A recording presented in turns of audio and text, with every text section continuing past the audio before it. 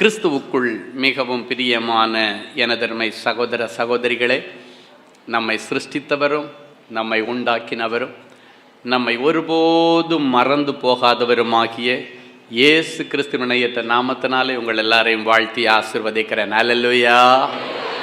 எல்லாரும் சந்தோஷமா இருக்கீங்களா? இந்த நாளிலும் ஆண்டவருடைய பாதப்படியில் அமர்ந்து, ஆண்டவரே, என் பிள்ளைகளுக்கு நீர் என்ன மங்கள வார்த்தை வைத்திருக்கிறீர், என்ன வார்த்தை சொல்லி என் பிள்ளைகளை ஆசீர்வதிக்க பரலோகம் திட்டம் வைத்திருக்கிறது. ஆண்டவருடைய சமூகத்திலே ஜெபத்திலே தரித்திருந்த பொழுது கர்த்தர் நமக்காக கொடுத்த மங்கள வார்த்தை மீகா தீர்க்கதரிசியின் புஸ்தகம் 2ஆம் அதிகாரம் 13வது வசனம். தடைகளை நீக்கி போடுகிறவர், தடைகளை நீக்கி போடுகிறவர், அவர்களுக்கு முன்பாக நடந்து போகிறார். அவர்களுக்கு முன்பாக நடந்து போகிறார். அவர்கள் தடைகளை நீக்கி வாசலால் உட்பிரவேசித்து கடந்து போவார்கள். அவர்கள் ராஜா அவர்களுக்கு முன்பாக போவார். கர்த்தர் அவர்கள் முன்னணியில் நடந்து போவார். தடைகளை நீக்கி போடுகிறவர் இதோ அவர்களுக்கு முன்பாக நடந்து போகிறார். மீகா தீர்க்கதரிசி நம் ஆண்டவருக்கு ஒரு நல்ல பெயரை கொடுத்திருக்கிறார், தடைகளை நீக்கி போடுகிறவர். இந்த மாதம் நமக்கு கொடுக்கப்படுகிற செய்தியின் தலைப்பு தடைகளை தகர்க்கிறவர். ஹல்லேலூயா.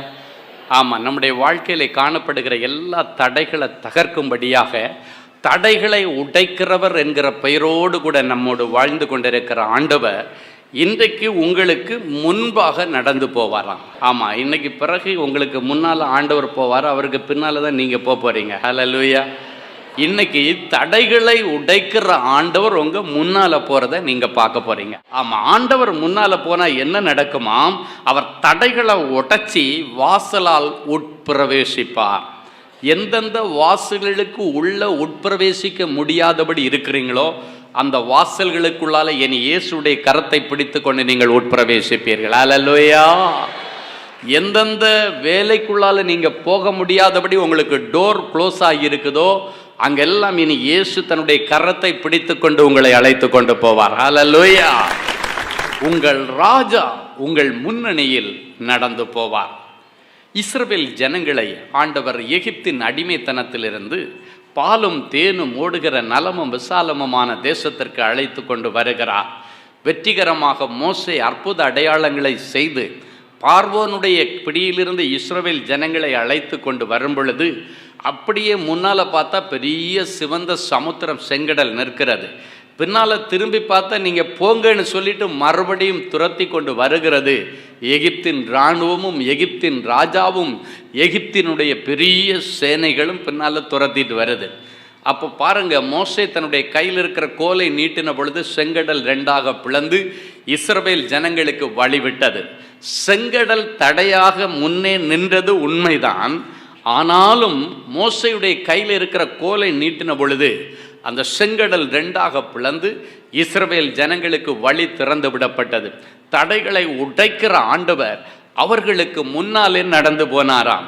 நீங்கள் அந்த பகுதியை வாசித்து கொண்டிருக்கும் பொழுது பார்த்தீங்கன்னா பின்னால் எகிப்தின் இராணுவம் இவங்க கூட சேர்ந்து அவங்களுக்கு கடலுக்குள்ளால புகுந்துட்டாங்க. இவங்களுக்காக தான் ஆண்டவர் தடைகளை உடைச்சி கடலை திறந்தார். ஆனால் இயேசுனுடைய விரோதிகளும் பின்னாலேயே கடலுக்குள்ளால வந்துட்டாங்க. உடனே இஸ்ரவேல் ஜனங்கள் ஆண்டவரை நோக்கி முறையிட்டார்கள், ஆண்டவரே அவங்களும் எங்களை பின்னால் தொடர்ந்து கடலுக்குள்ளால துரத்திட்டு வர்றாங்க. அப்போதான் ஒரு அருமையான வசனத்தை நீங்கள் வாசித்தா தெரியும். யாத்திராகமம் 14:19 சொல்லுகிறது, அப்பொழுது இஸ்ரவேலின் சேனைக்கு முன்னாக நடந்த தேவ தூதனானவர் விலகி அவர்களுக்கு பின்னாக நடந்தார். அவர்களுக்கு முன்னிருந்த மேகஸ்தம்பம் விலகி அவர்கள் பின்னே நின்றது. இஸ்ரவேல் ஜனங்களுக்காக ஆண்டவர் அந்த செங்கடலை பிளந்து இஸ்ரவேல் ஜனங்களை அனுப்பும் பொழுது அவர்கள் ராஜா அவர்களுக்கு முன்னே நடந்து போனார். ஆமென். நீங்க நினைச்சிட்டு இருக்கீங்க மோசே கோலை நீட்டுறதுனால தான் கடல் ரெண்டாக பிளந்தது அப்படின்னு நீங்க நினைக்காதீங்க. அந்த கோல் நீட்டுறது உண்மைதான். ஆனால் கோலுக்குள்ளே வல்லமையை வைத்த இஸ்ரவேலின் தேவன் அவர்களுக்கு முன்னால போனார். அல்லேலூயா. முன்னால போயிட்டு இருக்கும் பொழுது இந்த பார்வோனின் சேனை பின்னால வந்த உடனே இந்த முன்னால போன தேவ தூதனானவர் என்று எழுதப்பட்டிருக்கிறது. நல்ல கவனிங்க, வேதத்திலே தேவ தூதனுக்கும் தேவ தூதன் ஆனவருக்கும் வித்தியாசம் இருக்கிறது. தேவதூதன் என்று சொல்லுகிறது தேவனுடைய திட்டத்தை நிறைவேற்ற சொல்ல வருகிற ஆண்டவரால் அனுப்பப்பட்ட தூதன், ஏஞ்சல். ஆனால் தேவனுடைய தூதன் ஆனவர் என்று சொல்லுவது இயேசுவுக்கு அடையாளம். அல்லேலூயா. தேவனால் அனுப்பப்பட்ட, தேவனுடைய ஜனங்களை ரட்சிக்க அனுப்பப்பட்ட இயேசு கிறிஸ்துவை குறித்து எழுதும் பொழுது தூதனானவர், அது கர்த்தருடைய தூதன், இது கர்த்தருடைய தூதன் ஆனவர், தூதனாக ஆண்டவரால் அனுப்பப்பட்டவர். அப்ப முன்னால போன ஆண்டவர் அங்கிருந்து விலகி வசனம் சொல்லுகிறது, இஸ்ரவேலின் சேனைக்கு முன்னாக நடந்த தேவதூதனானவர் விலகி அவர்களுக்கு பின்னால நடந்தார். முன்னால இருந்து ஒரு விரோதி வந்தா முன்னால போகிற ஆண்டவர் உடச்சி வழியை முன்னால் ஆயத்தம் பண்ணி கொண்டு வருவார். ஆனா முன்னால செங்கடல் பிளந்தாச்சு. இப்ப அங்க முன்னால விரோதிகள் கிடையாது. விரோதி எங்க வர்றாங்க? பின்னால வந்துட்டு இருக்கிறாங்க. அப்ப எங்க பாதுகாப்பு வேணும்? நமக்கு பின்னாலதான் வேணும், இல்லைன்னா முதுகுல குத்திடுவாங்க. பாருங்க, பின்னால பாதுகாப்பு தேவைன்னு உடனடியாக முன்னாலே போன ஆண்டவர் அங்கிருந்து விலகி அப்படியே இஸ்ரவேல் ஜனங்களுக்கு பின்னால வந்து நின்றுட்டு இந்த எகிப்தின் சேனையும் இஸ்ரவேல் ஜனங்களும் கலக்க கூடாதபடிக்கு சென்டர்ல வந்து நின்றுட்டார். நின்றுட்டு வசனம் சொல்லுகிறது, இஸ்ரவேல் ஜனங்கள் இருக்கிற பகுதிக்கு வெளிச்சத்தை கொடுத்து இந்த எகிப்தின் இராணுவமும் ராஜாவும் இருக்கிற இடத்திற்கு அந்தகார இருளை கொடுத்து இருவரையும் ரெண்டாக பிரித்து இஸ்ரவேல் ஜனங்கள் கடந்து போக மட்டும் இந்த எகிப்தின் சேனை அவங்களை தொடாதபடிக்கு ஆண்டவர் அவர்களுக்கு பின்னால நின்றார்.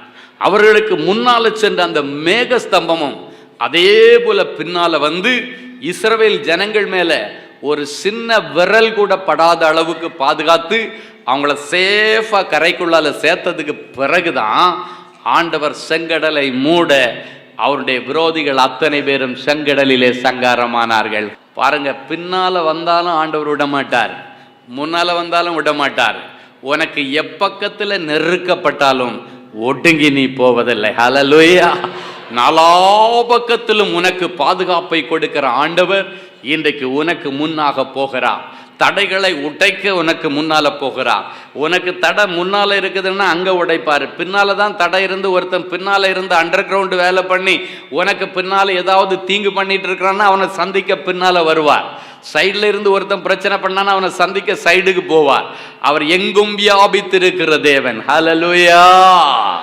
அவர்களுக்கு முன்னே போன கர்த்தருடைய தூதன் ஆனவர் அங்கிருந்து விலகி பின்னால வந்தாராம். அப்படின்னா நமக்காக எங்கெல்லாம் ஆண்டவர் வர வேண்டுமோ அங்கெல்லாம் அவர் வளைந்து கொடுத்து வருகிறவர். வேதம் சொல்லுகிறது, நம்மை காக்கிற நிழல் அவர் என்று சொல்லப்பட்டிருக்கிறது. உங்களை காக்கிற நிழல் அவர். நீங்க எங்க போனாலும் உங்களுக்கு பின்னால என் ஆண்டவர் உங்களை பின்தொடர்ந்து வந்து கொண்டே இருப்பார். இந்த வசனம் சொல்லுகிறது, தடைகளை உடைக்கிறவர் இதோ உங்களுக்கு முன்னே போவாராம். இன்றைக்கு அநேக பிள்ளைகளுக்கு படிப்பிலே அநேக தடைகள் இருக்கலாம்.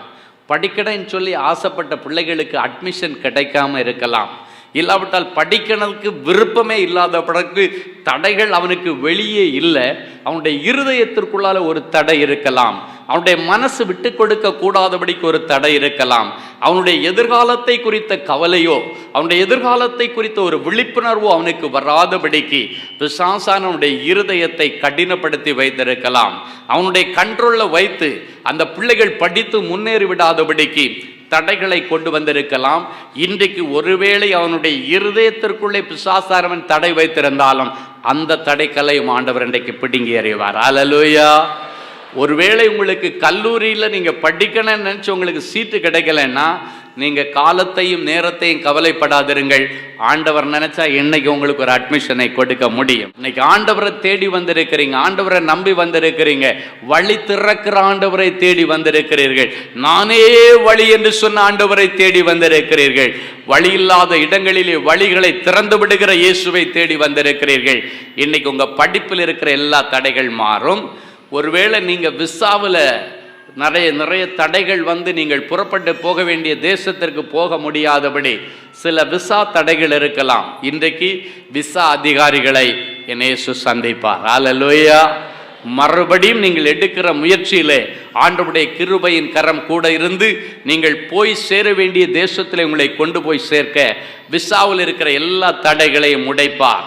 ஒருவேளை வேலைக்காக நீங்கள் எடுக்கிற முயற்சிகள் தடைபட்டு கொண்டே இருக்கலாம். சிலர் சொல்லுவாங்க, நான் இன்றைக்கு போகிற நாள் பார்த்து தான் மழை வருது, நான் இன்றைக்கு போகிற நாள் பார்த்து தான் பஸ்ஸு பிரேக் டவுன் ஆகுது, நான் இன்றைக்கு போகிற நாள் பார்த்து தான் என்னுடைய பைக்கு பிரேக் டவுன் ஆகுது, நான் கரெக்ட் டைமுக்கு இன்டர்வியூக்கு போக முடியலை. சொல்லி வச்ச மாதிரி ஏதாவது ஒன்று நடக்கிறது என்று நீங்கள் வேதனையோடு வந்திருந்தால் இன்றைக்கு இயேசு உங்கள் முன்னே போகிறதை நீங்கள் பார்க்க முடியும். ஹல்லேலூயா. இங்கிருந்து போகும் பொழுது, ஆண்டவரே நீர் என்னோடு வாரும் ஒரே ஒரு வார்த்தை சொன்னால் போதும், இயேசு உங்களுக்கு முன்பாக நடந்து போவார். வேலை ஸ்தலத்தில் இருக்கிற எல்லா தடைகளை ஆண்டவர் உடைப்பார்.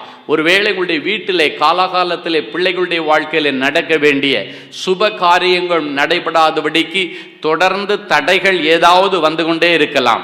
அந்த தடைகளை எல்லாம் உடைத்து இயேசு கிறிஸ்துவுடைய தலைமையில் அந்த சுப காரியங்களை செய்து வைக்க இன்றைக்கு இயேசு உங்களுக்கு முன்னாலே புறப்பட்டு விட்டார். ஹல்லேலூயா. சில பிள்ளைகளுடைய வாழ்க்கையில பிசினஸ்ல நிறைய தடைகள். பிசினஸ் பண்ணணும்னு நினைப்பாங்க, அதுக்காக முயற்சி எடுப்பாங்க. பார்த்தாச்சுன்னா ஏதாவது ஒரு போராட்டம், ஏதாவது ஒரு பிரச்சனை, ஏதோ ஒரு அதிகாரி, ஏதோ ஒருவர் அவர்களுக்கு விரோதமாக இருந்து அந்த பிசினஸை நல்லபடியாக முடிக்க முடியாதபடிக்கு தடைகள் இருக்கலாம். இன்றைக்கு உன்னுடைய பிசினஸ்ல ஆண்டவரை நீங்க கூட கூட்டிட்டு போறீங்க. ஹல்லேலூயா. ஆமா, ஆண்டவர் வந்தாச்சுன்னா அந்த பிசினஸ்ல இருக்கிற எல்லா தடைகள் நீங்கும். சிலர் சொல்றதை நான் கேள்விப்பட்டிருக்கிறேன், கைக்கு எட்டுனது வாய்க்கு எட்டலை அப்படின்வாங்க. அப்படின்னா கை வரைக்கும் வந்துச்சு, நாளைக்கு காலையில் ரெஜிஸ்ட்ரேஷன் முடித்தா இத்தனை லட்சம் வரும், இத்தனை கோடி வரும், இந்த கடனை அடைக்கலாம், அந்த கடனை அடைக்கலாம், எத்தனையோ கடனெல்லாம் அடைக்க பிளான் பண்ணியிருப்பாங்க. இந்த பொருளை வாங்கினா அந்த பொருளை வாங்கினா எல்லாம் அட்வான்ஸ் கொடுத்து ரெடியாக வச்சுருப்பாங்க. ஏன்னா நாளைக்கு காலையில் இந்த ரெஜிஸ்ட்ரேஷன் முடிஞ்சு இந்த பிஸ்னஸ் முடிஞ்சு கையில் பணம் வந்துச்சுன்னா, அந்த கமிஷன் காசோ இல்லைன்னா லாப பணம் வந்துச்சுன்னா இதெல்லாத்தையும் ஒரே டேக்கில் முடிச்சிடலான்னு சொல்லி வாங்கி வச்சுருப்பாங்க. ஆனால் திடீர்னு பார்த்தா அடுத்த நாள் காலையில் பையர் வந்து பல்ட்டி அடிச்சிடுவார். ஆமாம், எல்லா மனக்கோட்டைகளும் தகர்த்தெறியப்பட்டிருக்கும்.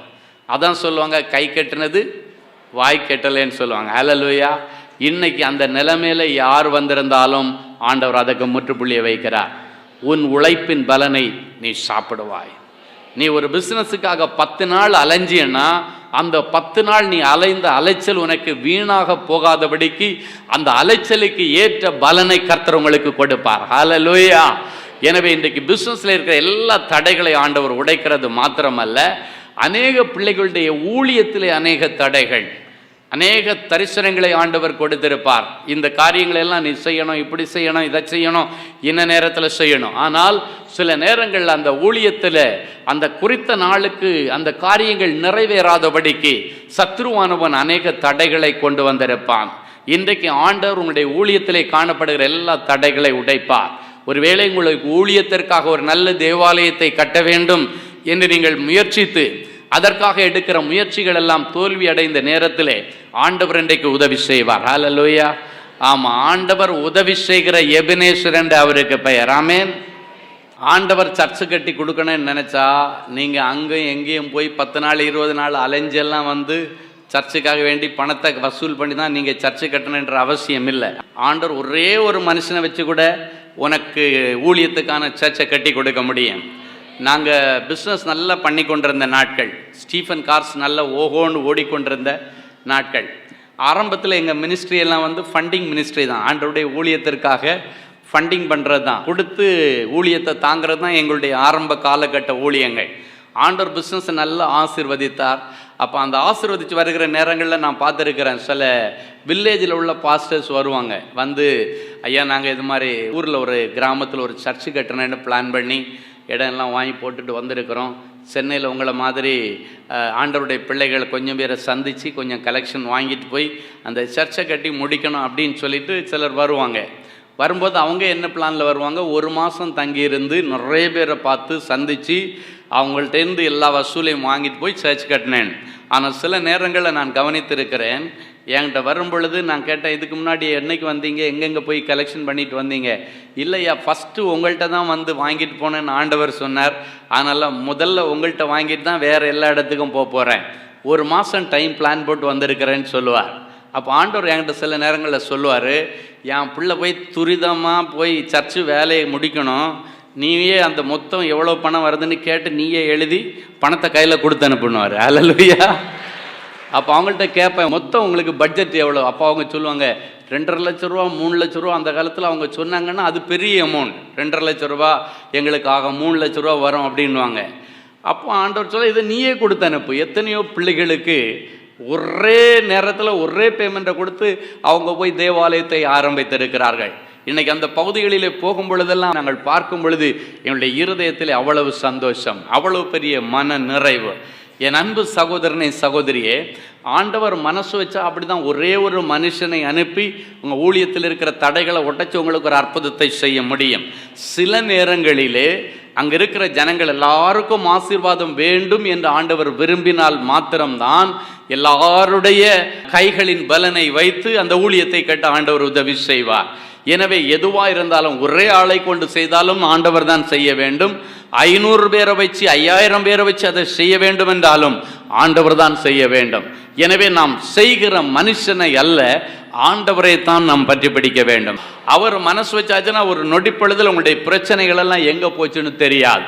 எனவே ஊழியத்திலே காணப்படுகிற தடைகள், ஊழியத்திற்கு விரோதமாய் செயல்படுகிற தீய சக்திகள் எல்லாவற்றையும் ஆண்டவர் அழித்து இனி விடுதலையோடு நீங்கள் ஊழியம் செய்ய ஆண்டவர் உங்களுக்கு அனுக்கிரகம் பண்ணுவார். இன்னும் ஒரு சிலர் அந்த எக்ஸ்போர்ட் பிஸ்னஸ் பண்றவங்க இருக்கலாம்.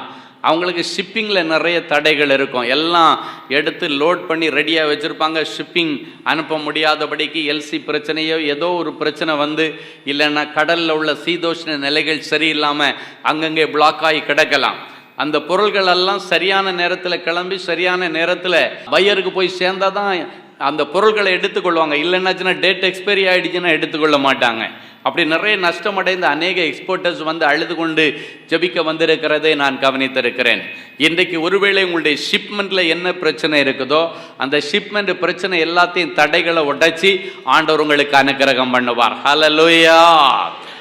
சில பிள்ளைகளுடைய சரீரத்தில் சில வளர்ச்சிக்கான தடைகள், அந்தந்த வயதிற்கேற்ற வளர்ச்சி இருக்காது, அந்தந்த வயதிற்கேற்ற முதிர்ச்சி இருக்காது. அப்படிப்பட்ட சில பிரச்சனைகள் இருக்கிறதை நீங்கள் கவனிக்கிறீர்கள். இன்னைக்கு ஆண்டவர் அப்படிப்பட்ட தடைகளுக்கும் ஆண்டவர் ஒரு அற்புதத்தை செய்வார். அந்த வயதிற்கு ஏற்ற வளர்ச்சிகளிலே சில தடைகள், அந்த வயதிற்கு ஏற்ற முதிர்ச்சியிலே சில தடைகள், இன்னைக்கு அது எல்லாவற்றையும் ஆண்டவர் மாற்றி போடுவார். உங்களுடைய பிள்ளைகளுடைய சரீரத்திலும் ஒருவேளை மூளை வளர்ச்சி என்று சொல்லுவார்கள். சில பிள்ளைகள் வந்து மூளை வளர்ச்சி இல்லாத பிள்ளைகள் இருப்பார்கள். அந்த பிள்ளைகளுக்கு அந்த வளர்ச்சி தடைப்பட்டிருக்கிறது நிமித்தம் அந்த பிள்ளைகளுடைய எதிர்காலம் இருண்டு போன நிலைமையில அந்த பிள்ளைகள் அழுது கொண்டிருக்கிறதை நாம் பார்க்கிறோம். இன்னைக்கு ஆண்டவர் உங்களை பார்த்து சொல்றாரு, அப்படிப்பட்ட தடைகளையும் ஆண்டவர் இன்றைக்கு உடைக்கிறார். ஹல்லேலூயா. எல்லா விதமான சிறையிருப்புகளை கர்த்தர் மாற்றி தடைகளை உடைத்து இன்றைக்கு உங்களுக்கு ஒரு அற்புதத்தை செய்வார். காரணம், தடைகளை உடைக்கிற மாதம். யோபு சொல்லுகிறான், யோபு 42:2 தேவரீர் சகலத்தையும் செய்ய வல்லவர், நீ செய்ய நினைத்தது ஒரு நாளும் தடைபடாது. ஆண்டவருக்கு செய்ய முடியாத காரியம் ஒண்ணுமில்லை. ஆமென். அவர் சொல்ல ஆகும், கட்டளையிட நிற்கும். அவர் சகலத்தையும் செய்ய வல்லவர். யோபு தன்னுடைய உபத்திரவத்தின் உச்சக்கட்ட நாளிலே ஆண்டவரிடத்தில் சொல்லுகிறார். ஆண்டவருக்கு யோபுக்கு இடையில ஒரு சம்பாஷணை போய் கொண்டிருக்கிறதை நீங்கள் முந்தின அதிகாரத்திலே பார்க்க முடியும். அந்த சம்பாஷணையிலே ஆண்டவர் பேசி முடித்ததற்கு பிறகு யோபு தன்னுடைய பதிலுரையை சொல்லும் பொழுது இப்படியாக, யோபு 42:2 வாசிங்க முதல்ல. தேவரீர் சகலத்தையும் செய்ய வல்லவர், தேவரீர் சகலத்தையும் செய்ய வல்லவர், நீர் செய்ய நினைத்தது தடைபடாது என்பதை, நீர் செய்ய நினைத்தது தடைபடாது என்பதை நான் அறிந்திருக்கிறேன். ஆண்டவர் எல்லாவற்றையும் செய்ய வல்லவர். யோபு சொல்லுகிறான், உம்மால் செய்யக்கூடாத அதிசயமான காரியம் ஒன்றுமில்லை, நீர் எல்லாவற்றையும் செய்ய வல்லமை படைத்தவர். மனுஷன் உங்களுக்கு எதையாவது ஒன்று செய்யணும்னு சொன்னாலும் அவங்ககிட்ட அதற்கான வல்லமை, அதற்கான திராணி, அதற்கான பலன் இருக்க வேண்டும். ஆனால் ஆண்டவரிடத்திலே பலனும் சத்துவமும் வல்லமையும் எல்லாம் அவரிடத்திலே இருக்கிறது. எனவே தான் யோபு சொல்லுகிறான், நீர் எல்லாவற்றையும் செய்ய வல்லவர், நீர் செய்ய நினைத்தது தடைபடாது. ஆமென். ஆண்டவர் செய்ய நினைத்த காரியம், அதுதான் அந்த அண்டர்லைன் பண்ணப்பட வேண்டிய காரியம். ஆண்டவர் உங்க வாழ்க்கையில என்ன செய்ய சித்தம் வைத்திருக்கிறார், என்ன செய்ய திட்டம் வைத்திருக்கிறார், அந்த திட்டத்துக்கு நம்ம ஒத்துழைப்பு கொடுக்கணும் ஆண்டவருக்கு. ஆண்டவரே, உம்முடைய சித்தத்தின்படி எனக்கு ஆகட்டும், இவ்விதமாய் ஜெபியுங்கள் என்று இயேசு ஒரு மாடல் பிரேயர் தன்னுடைய சீடர்களுக்கு கற்றுக் கொடுத்தார். பரமண்டலங்களில் இருக்கிற எங்கள் பிதாவை. அதுல இடையில ஒரு வார்த்தை வரும், உம்முடைய சித்தம் பரலோகத்திலே செய்யப்படுவது போல என்னுடைய வாழ்க்கையிலும் செய்யப்படுவதாக. பூமின்னா என்னுடைய வாழ்க்கையிலே செய்யப்படுவதாக. ஆமென்.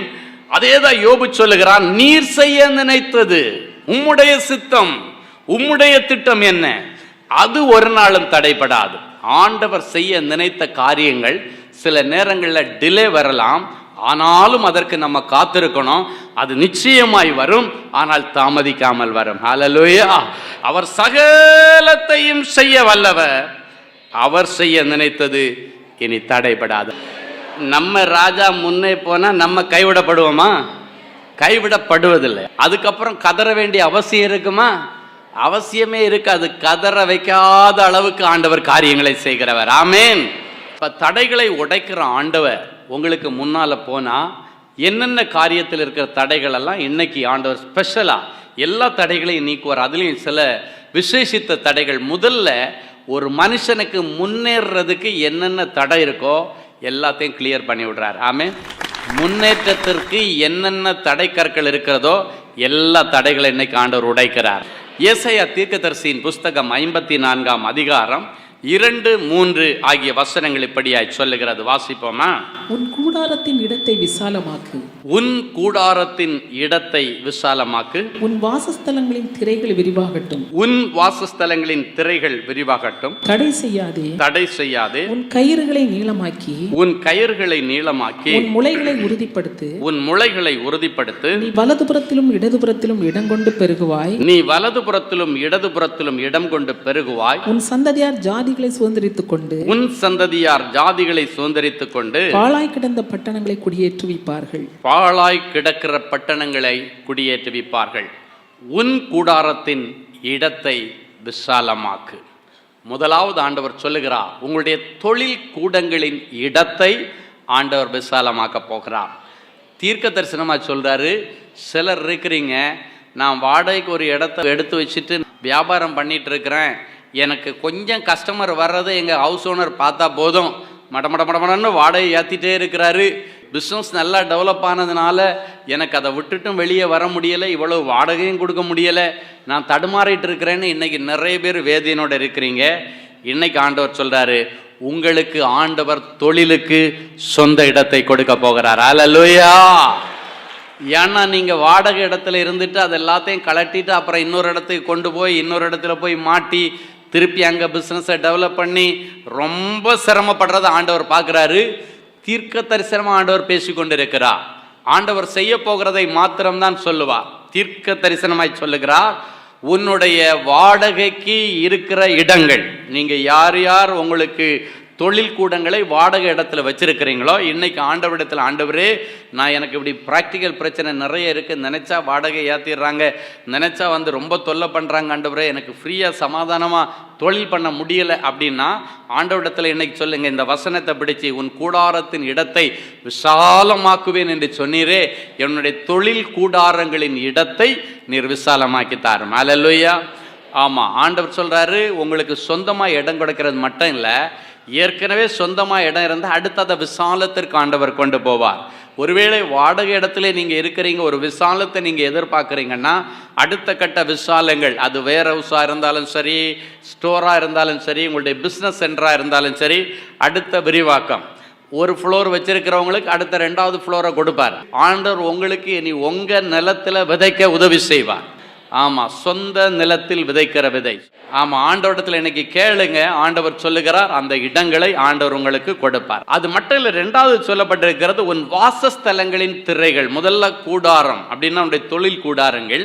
2வது உன் வாசஸ்தலங்களின் திரைகள் விரிவாகட்டும். உன்னுடைய வாசஸ்தலத்தில் உள்ள திரைகள் அப்படின்னா கேட்டன் எல்லாம் இனி விரிவாகுமா அப்படின்னா, ஒரு சின்ன வீட்டில் பார்த்தீங்கன்னா சின்ன ஜன்னல் தான் இருக்கும், 2 பாலி ஜன்னல் பண்ணுவாங்க. இன்றைக்கெல்லாம் நிறைய வீட்டுங்களில் ஜன்னலே இல்லை, ஃபுல்லாக க்ளோஸ் பண்ணிடுறாங்க. ஆமாம், ஃபுல்லாக ஜன்னல் வைக்கிறதுக்கு இடமே இல்லாமல். அப்போ பாருங்கள், இந்த கேட்டன் எங்கே போடுவாங்க? ஜன்னலில் போடுவாங்க, கதவுல போடுவாங்க. குறுகின கதவு, சின்ன இடம்னா சின்ன கதவு தான் வைப்பாங்க. பிளாஸ்டிக் டோரெல்லாம் பார்த்தா சொல்லுவாங்க, இத்தனைக்கு இத்தனை சைஸு, இத்தனைக்கு இத்தனை சைஸு. பார்த்தா அது பாத்ரூமுக்கு தான் லாய்க்கப்படும். வீட்டுக்கெல்லாம் அந்த டோரெல்லாம் நமக்கு லாய்க்கப்படாது. வீட்டுக்குள்ள ஒரு டேபிள் கொண்டு போக முடியாது, இல்லைன்னா ஒரு கட்டில் கொண்டு போக முடியாது, எல்லாத்தையும் கலட்டி கொண்டு போய் தான் உள்ள மாட்டணும். ஆமென். இதெல்லாம் எதுக்கு அடையாளம்னா, குறுகின வட்டத்துக்குள்ள வாழ்ந்துட்டு இருக்கிறோம். ஆனா இனி ஆண்டவர் விசாலத்துக்கு கொண்டு போக போகிறார். கேட்டன் அப்படின்னு உடனே நீங்க கேட்டன் எல்லாம் பெருசு பெருசா வாங்கி மாட்டுறது அப்படி இல்லை, அந்த பெரிய கேட்டன் மாட்டக்கூடிய அளவுக்கு பெரிய வீடுகள். ஆமா, உன்னுடைய வாசஸ்தலங்கள், நீ குடியிருக்கிற வீடுகள், உன்னுடைய வாசஸ்தலங்கள் உள்ள அந்த கேட்டன் எல்லாத்தையும் இனி பெருசா ஆண்டவர் மாற்ற போகிறார். அப்படின்னா அந்த வாசல்களையே ஆண்டவர் விரிவாக்குகிறார். ஆமே. ஆமா, யார் யாருக்கு சொந்த வீடு இல்லையே, இன்னைக்கு ஆண்டவர்கிட்ட கேட்டுருங்க, ஆண்டவரே எனக்கு சொந்த வீடு நீங்க கொடுத்தே ஆகணும். அது ஆண்டவருக்கு லேசான காரியம். ஆமே. என் அன்பு சகோதரனை சகோதரி, எதுக்கு சொல்கிறேன்னா, ஆண்டவர் சில நேரங்களில் சில திட்டங்களை பண்ணாது யாரும் தகர்க்க முடியாது. இன்றைக்கி ஆண்டவர்கிட்ட நீங்கள் கேளுங்க, ஆண்டவரே நான் வாடகை வீட்டில் இருந்து ரொம்ப கஷ்டப்படுறேன், எனக்கு ஒரு சொந்த வீடு வேணும்னு கேளுங்க, ஆண்டவர் கண்டிப்பாக தருவார். ஆண்டவருடைய பிள்ளைகள் சொந்தமாக குடியிருக்க அவர்களுக்கு குடியிருப்பு அவசியம் என்று என் ஆண்டவருக்கு தெரியும். என் அன்பு சகோதரனை சகோதரி, இன்னைக்கு ஆண்டவர் உங்களை பார்த்து சொல்கிறாரு, உங்களுக்கு என்ன வேணுமோ இன்னைக்கு ஆண்டவர்கிட்ட கேளுங்க. இன்னைக்கு ஆண்டவர் சொல்கிற எல்லா தடைகளையும் உடைச்சிட்றேன்ட்டார். ஆமென். ஒரு ஐயா வந்து சாட்சி சொன்னார் பார்த்தீங்களா, தீர்க்கதரிசி மூலமாக இந்த வருஷம் இந்த மாதத்துக்கு உள்ள குழந்தை பிறக்குன்னு சொல்லி சாட்சி சொன்னார்னு. அவங்களுடைய சாட்சி நீங்கள் மறக்க முடியாது. அவங்க சாட்சி என்னென்னா, கல்யாணம் ஆகி 4 வருஷம் ஆகி 4th மேரேஜ் டே அன்னைக்கு திடீர்னு வெளியே போகிறார் மருமகன். பைக்கில் போகும்போது நாகர்கோவிலில் திடீர்னு விழுந்து இந்த இடத்துல வெட்டி ஸ்கல்லெல்லாம் ஓப்பன் பண்ணிட்டாங்க. ஓப்பன் பண்ணி ரொம்ப சீரியஸாக ஹாஸ்பிட்டலில் சர்ஜரி நடந்துகிட்ருக்கு. அப்போ நான் ஊருக்கு போயிருக்கிறேன், எனக்கு சொன்னாங்க இது மாதிரி நடந்திருக்குன்னு. உடனே ஹாஸ்பிட்டல் போனால் அதுக்குள்ளால அந்த தம்பியை சர்ஜரி கொண்டு போயிட்டாங்க. இந்த ஸ்கல் ஓப்பன் பண்ணி மண்ணெல்லாம் நிறைய உள்ளே போயிடுச்சுன்னு சொல்லிட்டு 2 சர்ஜரி பண்ணாங்க. இப்படி அப்போது அவருடைய மனைவி அப்படின்னா இந்த அவங்களுடைய மகள் வந்து ரூமில் உட்காந்து ஒரே அழுதுட்டு இருக்கிறான். ஐயோ என்னுடைய ஹஸ்பண்ட் இப்படியாச்சு, அதுவும் இன்றைக்கி 4வது திருமண நாளும் அதுவுமா வந்து சந்தோஷமாக இருக்க வேண்டிய நாளில் இப்படி ஆச்சுன்னு சொல்லி அழுதுட்டுருக்கா. அப்போ தான் நான் போய் அந்த பிள்ளைக்காக ஜபிக்கும்போது பாருங்கள், முதல்ல அவருக்கு சர்ஜரி சக்ஸஸ் ஆகணும்னு ஜெபம் பண்ணிட்டேன். ஜெபம் பண்ணி முடிச்சுட்டு இந்த பிள்ளையை பார்த்தா எனக்கு பரிதாபமாக இருக்குது, உட்காந்து அழுதுகிட்டே இருக்கிறா. எப்படி இருக்குது யோசித்து பாருங்கள், மேரேஜ் டே அதுவுமா இப்படி ஒரு ஆக்சிடெண்ட்டு, ஹஸ்பண்ட் இப்படி அடிபட்டு அதுவும் தலை ஹெட் இன்ஜரின்னா எப்படி இருக்கும். அப்போ அந்த பிள்ளைக்கு நான் ஆறுதல் பண்ணி ஜெபம் பண்ணும்போது ஆண்டவர் சொல்கிறாரு, மகளை கவலைப்படாத, அடுத்த வருஷம் இப்போ டிசம்பர் மாதம் கடைசியில் இருக்கிற அடுத்த வருஷம் டிசம்பர் மாதம் 31ஆம் தேதிக்குள்ளே உன் கையில் ஒரு ஆம்பளை பிள்ளையை கொடுப்பேன்னு சொன்னார். அல்லேலூயா. அப்படின்னு அதில் 1008 அர்த்தம் இருக்குது. என்ன தெரியுமா, நீ உன் புருஷனை நினச்சி அழுதுட்டு இருக்கிற, உனக்கு அடுத்த வருஷம் கையில் குழந்தை இருக்கணும்னா உன் புருஷன் ஆரோக்கியமாக கைக்கு வரணும். அப்போ தானே அடுத்த வருஷம் உன் கையில் குழந்தை இருக்கும். ஆண்டவர் எந்த அளவுக்கு ஞானமாக அந்த பிள்ளைகளுக்காக ஜெபிக்க சொன்னார் பாருங்க. ஆண்டவருடைய பெரிய கிருபையில் அதே போல் டாக்டர்ஸ் வந்து அடுத்த வருஷம் ஜனவரி மாதம் பிறக்கன்னு சொன்னதை கூட ஆண்டவர் அட்வான்ஸாக வலியை கொடுத்து டிசம்பர் 30ஆம் தேதி அழகாக குழந்தைய பிறந்து. அதான் ஆண்டவருடைய வார்த்தைகள் ஒன்றும் பொய்ப்பதில்லை. ஆமென். அது மட்டும் இல்லை, அங்களுடைய மகன் திடீர்னு அவருக்கு வேலை போயிடுச்சு. அப்போ அங்கிள் ஃபோன் பண்ணி சொல்லியிருக்காரு, நீ ஸ்டீஃபன் ஐயாவை போய் பார்த்து ஜோம் பண்ணிட்டு வாங்கன்னா. கணவன் மனைவி 2 பேரும் வர்றாங்க. அப்போ ஏற்கனவே அவர் இருந்த ஒரு ப்ரைவேட் பேங்க்கில் தான் வேலை செய்துட்டு இருந்து வேலையை விட்டாங்க, வேலையிலேருந்து துரத்திட்டாங்க. அப்போ ஆண்டவர் சொன்னார், நீயும் உன்னுடைய மனைவியும் 2 பேரும் அரசாங்க தேர்வு எழுதுறதுக்கு ஆயத்தமாகி ப்ரிப்பேர் பண்ணுங்க, உங்கள் 2 பேருக்கும் அரசாங்க உத்தியோகத்தை கொடுப்பேன். ஹல்லேலூயா. சொல்லி ப்ரே பண்ணி அனுப்பி பார்த்தீங்கன்னா அந்த தம்பி வந்து இன்றைக்கி ஒரு நேஷ்னலைஸ்டு பேங்க்கில் மேனேஜராக இருக்கிறார். அவங்க மருமக சென்ட்ரல் கவர்மெண்ட்டில் போஸ்டல் டிபார்ட்மெண்ட்டில் வேலை. ஆண்டவர் என்ன சொன்னாருன்னா, பிள்ளைகள் ஜெபிக்க வந்திருக்கும் போது 2 பேருக்கும் அரசாங்க உத்தியோகத்தை கொடுக்கறதுக்கு நான் ஆயத்தமாக இருக்கிறேன், எக்ஸாம் எழுத சொல்லு. அவங்க 2 பேர் தலையிலையும் அரசாங்க உத்தியோகத்தை வச்சு பிளஸ் பண்ணினார். ஊழியக்காரனை எதுக்கு வச்சிருக்காரு? அதுக்கு தானே வச்சிருக்கிறாரு. பிரைவேட் ஜாப் எல்லாம் என்னைக்கு எப்போ கழட்டி விடுவாங்கன்னு சொல்ல முடியாது. அரசாங்க உத்தியோகம்னா உங்களுக்கு கேரண்டியாக இருக்கும், உங்களை யாரும் தூக்கி வெளியே போட முடியாது அவ்வளவு எளிதில். ஆமென். அப்போ அந்த பிள்ளைகளுக்காக ஜெபம் பண்ணேன். அதே போல் 2 பேரும் எக்ஸாம் எழுதினாங்க. ஒரே டேக்கில் அவருக்கு பேங்க்கில் வேலை. அந்த மருமக வந்து சென்ட்ரல் கவர்மெண்ட் போஸ்டல் எக்ஸாம் எழுதி போஸ்டல் டிபார்ட்மெண்ட்டில் ஒரு பெரிய அதிகாரி போஸ்ட்டில், சின்ன போஸ்ட் மாஸ்டர்லாம் கிடையாது, போஸ்டல் டிபார்ட்மெண்ட்டில் ஒரு பெரிய அதிகாரி பதவியில் அந்த பிள்ளைகளை ஆண்டவர் வைத்திருக்கிறார். அல்லேலூயா. எதுக்கு சொல்கிறேன்னா, ஆண்டவர் விரிவாக்கும் அப்படின்னா விரிவாக்குவா. எல்லைகளை விரிவாக்குகிறது அவருக்கு லேசான காரியம். வலங்கொண்டும் இடங்கொண்டும் பெருக பண்ணுகிற ஆண்டவரை தேடி வந்திருக்கிறீர்கள். அந்த ஆண்டவர் சொல்லுகிறார், உன் வாசஸ்தலங்களின் திரைகள் விரிவாகும். அடுத்து சொல்லு, தடை செய்யாதே, அதுகளுக்கு நீ தடை இருக்காது, உன் கயிறுகளை நீளமாக்குன்றார். அப்ப இதெல்லாம் நடக்கணும்னா நம்முடைய விசுவாசமாகிய கயிறை நாம் விசாலப்படுத்த வேண்டும். ஹல்லேலூயா. விசுவாசமாகிய கயிறை நம்ம அகலப்படுத்தினா நம்முடைய முளைகள் உறுதிப்படும். சிலர் சொல்லுவாங்க, அவன் அந்த இடத்துல ஸ்ட்ராங்காக உட்கார்ந்துட்டான், இனி அவனை அங்கேருந்து கிளப்ப முடியாது அப்படின்வாங்க. அப்படின்னா என்னன்னா, உங்களுடைய வேலை உறுதிப்படும், உங்களுடைய வருமானங்கள் உறுதிப்படும், உங்களுடைய தொழில் உறுதிப்படும், மேலோட்டமா நின்னா டக்குன்னு காத்தடிச்சா கீழே விழுந்துரும். ஆனா உறுதிப்பட்டு நிற்க வேண்டும். தொழில் இன்னைக்கு நிறைய பேருக்கு ஸ்திரம் இல்ல, உறுதிப்படல. அது உறுதிப்படுறதுக்கு என்ன சொல்றாரு? விசுவாசமாகிய கயிறை நீங்கள் அகலப்படுத்துங்க. இன்னைக்கு நீங்க எதிர்பார்த்து வந்திருக்கிற அற்புதம் உங்களுக்கு நடக்கணும்னா உங்களுடைய விசுவாசத்தை நீங்கள் அகலப்படுத்தணும். எனக்கு நடக்கும், ஆண்டவர் சொன்னார், அவர் சொன்னதை செய்வார், அவர் சொன்னதை செய்கிறது வரைக்கும் என்னை விட்டு விலக மாட்டார், என்னை கைவிட மாட்டார் அப்படின்னு உங்களுடைய விசுவாசத்தின் கயிறுகளை நீங்கள் அகலப்படுத்தினா உங்க லைஃப் ஸ்ட்ராங்கா உட்கார்ந்துரும். உன் முளைகள் உறுதிப்படும், உன்னுடைய தொழில் உறுதிப்படும், உன்னுடைய படிப்பு உறுதிப்படும், உன்னுடைய வேலை உறுதிப்படும். இன்னைக்கு நிறைய பேர் வேலையில உறுதி இருக்குமா இருக்காதா, நிரந்தரம் ஆகுமா ஆகாதா, பெர்மனன்ட் ஆகுமா ஆகாதா அப்படின்னு வந்திருந்தீங்கன்னா இயேசுடைய வார்த்தையை நம்பி நீங்க போங்க. ஆண்டவர் உறுதிப்படுத்துவார். உன் முளைகள் உறுதிப்படும், உன் பிள்ளைகளுடைய வருமானங்கள், உன் பிள்ளைகளுடைய வேலைகள் இனி ஸ்திரப்படுத்தப்படும். அப்படின்னா பெர்மனன்ட் பண்ணப்படும் அர்த்தம். உறுதிப்படும், உன் முளைகள் உறுதிப்படும். அப்ப அது உறுதிப்பட்ட உடனே என்ன நடக்குமா? நீ வலப்புறத்திலும் இடதுபுறத்திலும் பெருகுவாய். இன்னைக்கு ஆண்டவர் சொல்றாரு, யார் யாருடைய குடும்பத்தில் அந்த வறுமை, யார் யாருடைய குடும்பத்தில் அந்த தரித்திரம் வந்து உங்கள் வாழ்க்கையில் முன்னேற முடியாதபடிக்கு தடையாக இருக்கிறதோ, தடைகளை உடைக்கிற ஆண்டவர் முதல்ல உன் வீட்டு வாசற்படியில் கிடக்கிற தரித்திரத்தை தான் பிடுங்கி வெளியேறுகிறார். அல்லேலூயா. அதன் நிமித்தம் வலங்கொண்டும் இடங்கொண்டும் இனி பெருகுவீர்கள். ஆமாம், வலப்பக்கம் ஒரு பெருக்கும், இடப்பக்கம் ஒரு பெருக்கும். ஆண்டவர் நீங்கள் வளர்ந்து முன்னேறும்படி, முன்னேற்றத்திற்கு காணப்படுகிற அத்தனை தடை கற்களையும் இன்றைக்கு ஆண்டவர் உடைக்கிறார். அல்லேலூயா. ஈசாக்கு பிழைக்கிறதுக்காக கேரார் என்கிற ஊருக்கு போனான். அங்கே போன இடத்துல பார்த்தீங்கன்னா ஆண்டவர் சொல்கிறாரு, நீ தைரியமாக விதை போடுறான், நான் உனக்கு முளைக்க பண்ணுறேன்றார். அதுக்காக வேண்டி பார்த்தா அப்போ அந்த இயற்கையெல்லாம் அவனுக்கு எதிர்மறையாக, மழை இல்லாத சீசன். அப்போ அவன் போய் கிணறு தோன்றான். கிணறு தோண்டினோடனே தண்ணி நல்லா புஷ்ஷுன்னு வருது. ஏற்கனவே அந்த ஊரில் இருக்கிறவங்க அதே ஏரியாவில் கிணறு தோண்டி அவங்களுக்கு தண்ணி வரல. ஆனால் ஈசாக்கு கிணறு தோண்டினோடனே தண்ணி வந்தது. அப்போ வாக்குவாதம் பண்ண போகிறாங்க எல்லாரும். போய் எங்கள் ஊரில் வந்து நீ கிணறு தோண்டிட்டு இது எங்கள் கிணறு எங்கள் கிணறுன்னு சொல்லி இவன் போய் தோன்றது வரைக்கும் யாரும் வரல. இன்றைக்கி நிறைய இடத்துல அப்படி தான் நடக்கும். யாரும் போய் கை வச்சு அவன் சக்ஸஸ் ஆகிறது வரைக்கும் வரமாட்டாங்க. எல்லாம் பண்ணினதுக்கப்புறம் வந்து எனக்கு கொடுன்னு பிடிச்சிக்குவாங்க. அவன் கஷ்டப்பட்டு ஆழத்தில் கொண்டு போய் தோண்டி அந்த கிணத்துலேருந்து தண்ணியை எடுத்து விவசாயத்துக்கு போனான். அதுக்கப்புறம் வந்து இது எங்களுக்கு கிணறு, அதனால் எங்களுக்கு வேணும்னு வாக்குவாதம் பண்ணாங்க. தடை கொண்டு வந்தாங்க. அவனுடைய முன்னேற்றத்திற்கு தடையை மக்கள் கொண்டு வந்தார்கள்.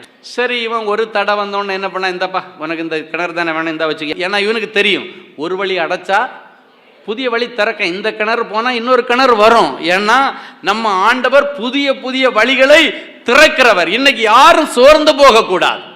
ஒரு வழி தர மூடிடுச்சு அப்படின்னு ஒன்று ஐயோ எனக்கு எல்லாம் போச்சுன்னு நிறைய பேர் தலைமையில கையை வச்சுட்டு உட்கார்ந்து இருக்கிறாங்க. அப்படி அல்ல. வாழ்க்கைன்னா ஒரு சேலஞ்ச் இருக்க தான் செய்யும். ஆண்டவருடைய பிள்ளைகள் கவனமாக கேளுங்க. லைஃப்பில் சேலஞ்ச் இல்லைன்னா லைஃப் போர் அடிச்சு போகும். சேலஞ்சு முன்னால் இருந்தால் தான் இன்ட்ரெஸ்டிங்காக நம்ம போயிட்டு இருப்பான். அப்போ பாருங்க, அவன் அந்த இடத்துல நொந்து போகலை, விட்டு கொடுத்துட்டான். அடுத்த கிணறு தோண்டினான். அங்கேயும் தண்ணீர் வந்துச்சு. அங்கே 10 பேர் வந்து தடை பண்ணுறான். தட முடியாது இந்த இடத்த, இது எங்கே இடம் அப்படின்னு தடை பண்ணோடனே திருப்பி அதை கொடுத்துட்டான். அவன் 3வது இடத்துல போய் கிணறு தோண்டினா அங்கே வந்து யாரும் வாக்குவாதம் பண்ண வரவில்லை. ஹல்லேலூயா. ஆதியாகமம் 26:22 சொல்லுகிறது, கர்த்தர் நமக்கு இடம் உண்டாக்கினார் என்று சொல்லி அதற்கு ரெகபோத் என்று பெயரிட்டானாம். அப்படின்னா விரிவுபடுத்துகிற ஆண்டவர் என்று சொல்லி விரிவுபடுத்தின ஒரு ஆசீர்வாதத்தை கொடுத்தாராம். ரெகபோத்னா விரிவு, விரிவாக்கம் அப்படின்னு அர்த்தம். என் அன்பு சகோதரனை சகோதரியே, 2 பேர் சண்டை போட்டால் கொடுத்துரு, 3வது சண்டை போட்டால் கொடுத்துரு, 4வது ஆண்டவர் உங்களுக்கு ஒரு பெரிய காரியத்தை வைத்திருக்கிறார். அல்லேலூயா.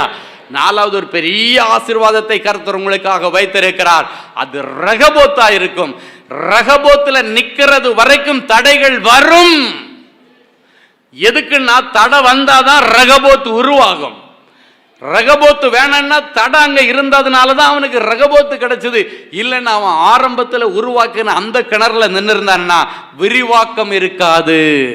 சில நேரங்கள்ல ஆண்டவர் சில காரியங்களை அனுமதிப்பது எதுக்குன்னா உனக்கு விரிவாக்கத்திற்காகத்தானே தவிர உனக்கு கேடு பண்ணுவதற்கு அல்ல. நம்முடைய ஆண்டவருக்கு கேடு பண்ண தெரியவும் தெரியாது. ஹல்லேலூயா.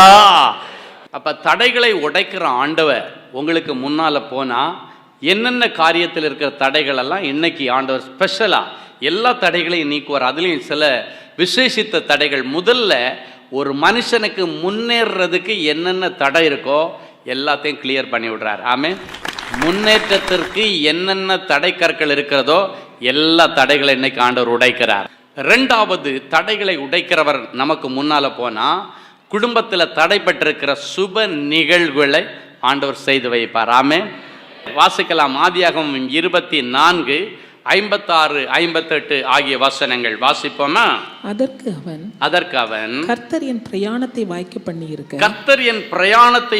பண்ணியிருக்க நீங்கள் எனக்கு தடை செய்யாதிருங்கள். நான் என் எஜமானிடத்துக்கு போக என்னை அனுப்பிவிட வேண்டும் என்றான். ரெபெக்காளை அழைத்து, நீ இந்த மனிதனோடே கூட போகிறாயா என்று கேட்டார்கள். அவள் போகிறேன் என்றாள். நிறைய பேர் நினைக்கிறீங்க, பொண்ணு பார்த்துட்டு வந்தேன் வேண்டான்னு சொல்லிட்டா திருப்பி சரின்னு சொல்லுவாளா அப்படின்னு. நாம யார் உங்களை வேண்டான்னு சொன்னாங்களோ எதுக்கு அடையாளம் தெரியுமா? உங்களுக்கு நல்லது ஒன்று நடக்க போகுதுன்னு அர்த்தம். ஹல்லேலூயா. பொண்ணு பார்க்க போயிட்டு பொண்ணுக்கு பிடிக்கல, பையனுக்கு பிடிக்கல அப்படின்னு யாரும் அழக்கூடாது.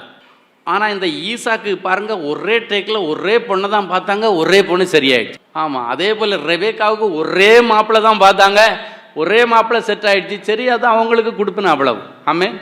இன்னைக்கு ஆண்டவர்கிட்ட நீங்கள் கேட்கணும், ஆண்டவரே நான் அங்கே ரெஜிஸ்டர் பண்ணது வேஸ்ட்டு, இங்கே ரெஜிஸ்டர் பண்ணது வேஸ்ட்டு, இப்போ எனக்காக ஒரு எலியேசர் அனுப்புங்கன்னு கேட்க போகிறோம். ஹல்லேலூயா. நமக்காக ஆண்டவர் ஒரு எலியேசரை இன்றைக்கு அனுப்புவார். ரெபேக்கா ஈசாக்குடைய மேரேஜுக்கு சக்சஸ் என்னன்னா, ஆண்டவர் ஒரு தூதனை அனுப்பினார். அவனுடைய பேர் என்ன? எலியேசர். ஆமென். சரி, கர்த்தர் என் பிரயாணத்தை வாய்க்க பண்ணியிருக்கிற நீங்கள் எனக்கு தடை பண்ணக்கூடாது. எலியேசர் போய் சொல்றாரு, நான் போற இடத்துல இதுதான் பொண்ணு அப்படின்றதுக்கு அடையாளம் கேட்டேன். என்ன அடையாளம்? நான் எனக்கு தண்ணி கொடுமான்னு கேட்டா எனக்கு ஒட்டகத்துக்கும் சேர்த்து யாரு கொடுக்குறாளோ அதுதான் ஆண்டவருடைய சித்தத்தின்படியான பொண்ணுன்னு எனக்கும் எங்கள் ஆண்டவருக்கும் இடையில நான் ஒரு அடையாளத்தை கேட்டுட்டு வந்திருக்கிறேன். அதே போல் ரெபேக்காளை நான் பார்த்தேன், அவள்கிட்ட எனக்கு குடிக்க கொஞ்சம் தண்ணி கொடுன உடனே எங்கள் ஒட்டகத்துக்கெல்லாம் சேர்த்து தண்ணி கொடுத்தா. அப்படின்னா இவ தேவ சித்தத்தின்படியாக என் எஜமானுடைய பிள்ளையாகிய ஈசாக்கு நியமிச்சாச்சு. அதனால இது ஆண்டவர் கன்ஃபார்ம் பண்ணியாச்சு. எனவே நீங்கள் எனக்கு தடை பண்ணக்கூடாது. இவளை எங்கள் எஜமானுடைய பையனுக்கு கல்யாணம் பண்ணி வைக்க நீங்கள் தடை பண்ணக்கூடாது அப்படின்னு அவங்க அப்பாவிட்டையும் சகோதரன்ட்டையும். அப்போ அவங்க என்ன சொல்கிறாங்க, நீ சொல்கிறதெல்லாம் சரிதான், வாழ்க்கைப்பட போகிறது நாங்கள் இல்லை, இதோ இவதான்னு சொல்லி அவள்கிட்ட எதுக்கும் ஒரு வார்த்தை கேட்டுருவோம் அப்படின்னு சொல்லிட்டு ரெபேக்காவை கூப்பிட்ட முன்னால், என்னம்மா உனக்கு சம்மதமா, இந்த மாப்பிள்ளை போதுமா? ஏன்னா மாப்பிள்ளை அவள் இன்னும் பார்க்கவே இல்லை. மாப்பிள்ளையை பார்க்காமலே ஆண்டவர் அடையாளம் காமிச்சார் என்ற ஒரே காரணத்தினால நான் போகிறேன் என்று சொல்லிட்டேன். அப்படின்னா என்ன அர்த்தம்? எனக்கு முழு சம்மதம் அப்படின்னாங்க. அங்கேருந்து எலியேசர் அவளை கூப்பிட்டுட்டு தன்னுடைய எஜமானிடத்தில் கொண்டு வருகிறார். அப்போ அனுப்பும்போது எலியேசர் போயிட்டு, எங்கள் எஜமான் ஆபிரகாம் அவங்க பிள்ளை ஈசாக்கு, ஆபிரகாம் பெரிய செல்வ சீமான், அவங்களுக்கு அவ்வளோ வேலைக்காரங்க இருக்கிறாங்க, இவ்வளோ வேலைக்காரங்க இருக்கிறாங்க, இங்கே சொத்து அங்கே சொத்துன்னு ஒன்றும் போய் தன்னுடைய எஜமானுடைய சொத்து பட்டியலெல்லாம் அங்கே ஒன்றும் சொல்லலை. ஆனால் அதே நேரத்தில் எங்களுக்கு இதெல்லாம் இருக்குது, எங்கள் எஜமானுக்கு உங்கள் பொண்ணுக்கு என்ன கொடுப்பீங்கன்னு அவன் கேட்கல. மாறாக இங்கேருந்து போகும்போதே இந்த ஆபிரகாம் ரொம்ப பெருந்தன்மையானவன். என் மருமக வீட்டுக்கு வரும்பொழுதே நான் அவளுக்கு நல்ல ஆபரணங்களை போட்டு நான் வெல்கம் பண்ணி கூப்பிட்டுட்டு வரணும்னு சொல்லி பெருந்தன்மையாக இங்கேருந்து நகையெல்லாம் கொடுத்து அனுப்பினார். ஹல்லேலூயா. அவள் பாருங்க, அங்கே எந்த டவுரியோ எந்த பணத்தையும் கேட்கல. நிறைய தாய் தகப்பன்மார் இருக்கிறீங்க, உங்கள் பிள்ளைங்களுக்கு ஒரு நாளும் டவுரி வாங்கக்கூடாது. எந்த வயத்தறிச்சல் பணமும் உங்கள் பிள்ளைக்கு வந்தால் அது வயிற்று வலியும் கொண்டு வரும், சில நேரங்களில் விபரீதத்தையும் கொண்டு வந்துடும். அதனால் யாருடைய மனசும் துக்கப்படுக்கக்கூடாது. கல்யாணன்றது ஆண்டவர் நியமிச்சிருக்கிறாரு, தேவ சித்தன்னு தெரிஞ்சிருச்சா அதுக்கப்புறம் எந்த நிபந்தனையும் பேசக்கூடாது. உங்கள் பிள்ளைக்கு ஏதாவது அவங்க கொடுக்கணும்னு விரும்பினா அவங்க கொடுத்துட்டு போட்டு, அவ்வளவுதான். பிள்ளைகள் வாழ்க்கை ஆரம்பிக்கும் பொழுதே சண்டையில் ஆரம்பிக்கிற அளவுக்கு இன்றைக்கி நிறைய தாய் தகப்பன் காரணமாக இருக்கிறாங்க. ஆனால் இந்த ஈசாக்குடைய குடும்பத்தில் என்ன நடந்துச்சு பாருங்கள். இந்த ரெபேக்காவுக்கு அவங்க ஒன்றும் டிமாண்ட் பண்ணலை. அங்கே போன உடனே அவங்க அப்பாவும் அவங்க சகோதரனும் என்ன பண்ணாங்கன்னா, இந்த பணத்துக்கெல்லாம் வேல்யூ இருக்கு. உங்க கையில் ஒரு 5 லட்சம் இருக்குன்னா உங்க மருமகனுக்கு நீங்க ஒரு 10 லட்சம் கொடுக்குறீங்க, 5 லட்சம் கொடுக்குறீங்கன்னா அதுக்கு வேல்யூ 5 லட்சம்னா 5 லட்சம் தான். ஆனா விலை மதிக்க முடியாதது ஒன்று ஆசீர்வாதம். அதுக்கு விலையே போட முடியாது. அவங்க ஒரு பெரிய ஆசீர்வாதத்தை கொடுத்து அனுப்பின. அவங்க அப்பாவும் சகோதரனுமா சேர்ந்து என்ன ஆசீர்வாதம்? ஆதியாகமம் 24:60 சொல்லுகிறது, ரெபேக்காளை வாழ்த்தி நீ கோடா கோடியாய் பெருகுவாய். கோடி பணத்தை கொடுக்கல, ஆனா கோடா கோடியான ஆசீர்வாதத்தை கொடுத்தாங்க. அந்த ஆசீர்வாதம் அவள் வாழ வந்த இடத்துல கோடா கோடியான பெருக்கத்தை தந்தது. ஹல்லேலூயா. எனக்கு தெரிஞ்சு 100 பவுன் 200 பவுன் வெயிட் போட்டு வாங்கிட்டு வந்தவங்க எத்தனையோ பேர் 6 மாதம் கூட அவங்க கையில் இல்லாத அளவுக்கு அங்கே கொண்டு பிஸ்னஸ் பண்ணுறேன் இங்கே பண்ணுறேன்னு சொல்லி எல்லாவற்றையும் இழந்து இன்னைக்கு 10 கிராம் இல்லாத அளவுக்கு இன்னைக்கு நிறைய வேதனைக்குள்ளா போயிருக்காங்க. அப்படிப்பட்டவங்களையும் நான் பார்த்துருக்கிறேன். அதே நேரத்தில் ஒன்றும் வாங்காமல் இருந்து இன்னைக்கு எக்கச்சக்கமாக தன்னுடைய மனைவிக்கு தன்னுடைய பிள்ளைகளுக்கு செய்து வைக்கிறவங்களையும் பார்த்துருக்கிறேன். ரெண்டுக்கும் என்ன வித்தியாசம்னா, இவர்கள் செல்வங்களுக்கு பதிலாக ஆசீர்வாதங்களை சுமந்து வந்தார்கள். அந்த ஆசீர்வாதங்கள் தான் ஒரு மனுஷனுடைய சிரசிலே தங்கும். ஆண்டவர் கொடுக்கிற ஆசீர்வாதமே ஒரு மனுஷனுக்கு ஐஸ்வர்யத்தை தரும். அதோடு கூட வேதனையை கூட்ட மாட்டார். மாமனார் கொடுக்கிற ஆசீர்வாதம் அவனுக்கு ஐஸ்வர்யத்தை தரும், அதனோடு கூட வேதனையை கூட்ட மாட்டார்னு பைபிளில் எங்கேயும் எழுதலை. மாமியார் கொடுக்கறது தான் அவனுக்கு ஐஸ்வர்யம், அதோடு வேதனை இருக்காதுன்னு எங்கேயும் பைபிளில் எழுதலை. அவங்களா கொடுத்தாங்கன்னா அது ஆண்டவர் கொடுத்ததுன்னு ஏற்றுங்க, அது ஐஸ்வர்யம் நல்லா இருக்கும். நீங்கள் டிமாண்ட் பண்ணாமல் அவங்களா கொடுத்து வர்றது ஆண்டவர் கொடுக்குற ஆசீர்வாதம். அது ஒரு நாளும் வேதனையை கொடுக்காது. நீங்கள் போய் அவங்கள்ட்ட கண்டிஷன் போட்டு 30 போடுறன்றவங்கள்ட்ட இல்லை இன்னும் 10 சேர்த்து போடுங்கன்னு சொல்லி பிடிவாதம் பண்ணி அப்படியெல்லாம் பண்ணிங்கன்னா அது சாபத்தின் பணம். அவருடைய வாழ்க்கை வேதனைக்கு நேராக போயிடக்கூடாது. அவன் சொல்லுகிறான், எனக்கு இதுக்கு மேலே நீங்கள் தடை பண்ணக்கூடாது, இது தேவ சித்தன் எனக்கு தெரிஞ்சிருச்சு.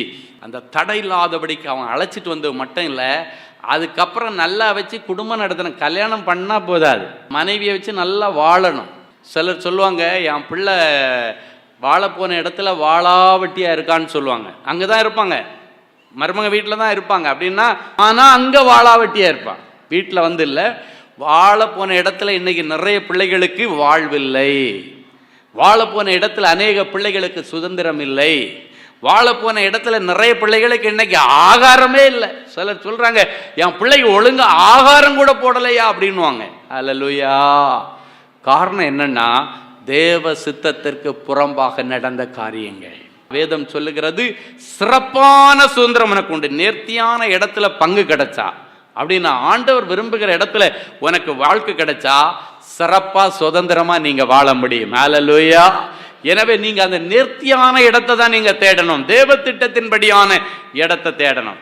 சரி, கல்யாணம் பண்ணிட்டு வந்தாச்சு, அதுக்கப்புறம் எப்படி லைஃப் ரன் பண்றதுன்றத 1 பேதுரு 3:7 ஆண்டவர் தெளிவா எழுதியிருக்கிறார்.